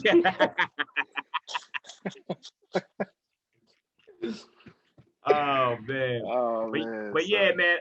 I think right there that's a good little way to leave it off right there, man. I appreciate y'all, man, for even doing this shit, to even taking the time, because I know we're all busy at the end of the day. I really do truly appreciate y'all taking some time out of y'all life, because we've been going on for almost 3 hours at this point. And you know what I'm saying, with everything in between. So I appreciate y'all for doing this with me, man. For real, it was dope as fuck. I don't want to freestyle it all the time. I want things to be more constructive, because I think that produces better content. It'll make for a better conversation, especially if you could really gather your thoughts on shit. Like with these interviews, I don't tell them all the questions because I want some shit to be kind of caught off guard. But at the same time, I want to prep you for some shit so you can really think about it and give me a profound answer. Same thing with this. If we're gonna I want to bring people quality, not quantity. Like I want people to really be able to sit here and think. I want us to have constructive shit instead of being all over the place. But that just takes, I'm trying to grow in that. Like I'm trying to get better with that, to be able to really streamline the conversation and point it down a certain direction, to have an objective at the end of it. This first episode, we was just freestyling it just to kind of just get our feet wet in this shit, to get the vibe, to get the chemistry in terms of us being on camera, talking the shit that we normally talk. And I think we did a really good job of it. So again, man, thank you guys. This was dope as fuck. I'm going to chop this shit up. See, I'm going to get some little highlights and shit like that. And we're going to clip it up. It's going to be nice. I'm going to put it on the social medias and shit like that. So if y'all got anything else to say that y'all want to wrap this shit up with, or just what y'all thought of this shit in general, like what did you guys think about this whole conversation?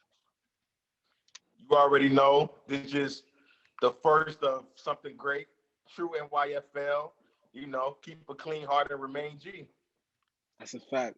Like piggyback on what Rick said. Keep a clean heart, remain G, and get money while you at it, son. I love it. I love the energy. And yo, I'm gonna keep it real. Right hand over my heart, y'all my brothers, man. I don't really have a lot of friends. I don't like niggas around me. My only other friend is my pops, and my pops is a funny dude, son. Even Rick met my pops, son. He's a funny guy. He's like more like my brother than like, I mean, like a father. You know what I'm saying? But that's a different topic or whatever. But yo, I really don't have a lot of friends like that. You know what I'm saying? So I really consider a friend like, yo, like y'all my brothers, man. Y'all not friends. Y'all my family, man. Y'all brothers, for real. I appreciate that, man. I appreciate y'all. Just with everything, man. Like I said, like it's very important to me when people really put their money where their mouth is. Pause. Like when people say shit like they say like, you know, when you go to high school, or like when you really know who your friends are, when the obligation of being that person's friends no longer to matter. What I mean by that is like, it's surroundings. Like we all went to high school together. A lot of people that we went to high school with, we don't talk to no more, because the obligation of us interacting with each other is no longer there. You can see the same thing with workplaces. Like you could be mad cool, work mad years with somebody. The minute y'all don't work together, y'all niggas don't talk, because that's all it really was at the end of the day.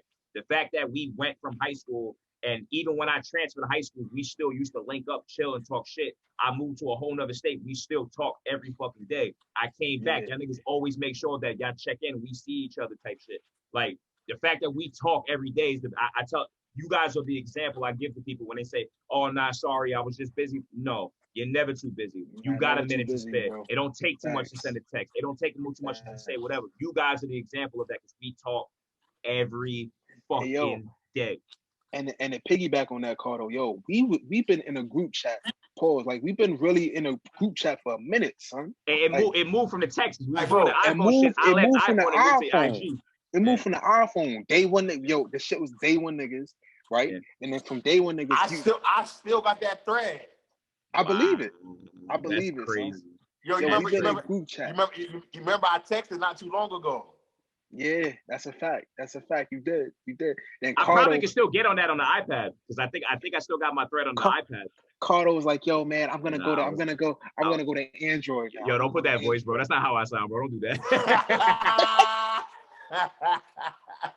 Yo, I told y'all niggas said I sound like Jay-Z, bro. Did I tell y'all that? I have 4 people tell me I sound like Jay-Z. That ass. I'm not even joking. Hey, yo, tell them don't ever disrespect Jay-Z like that.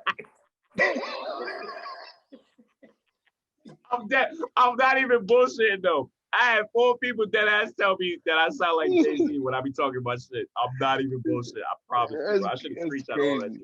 It's funny as fuck. Crazy, but yeah, man, if anything, man, we gonna wrap it up on that one, man. I fucking appreciate y'all. Love y'all. Thanks for doing this. Until the next episode, man. We just gonna end it there, man. N.Y.F.L, nigga. We out of here. N.Y.F.L for life. All right. You already know. Yes, sir.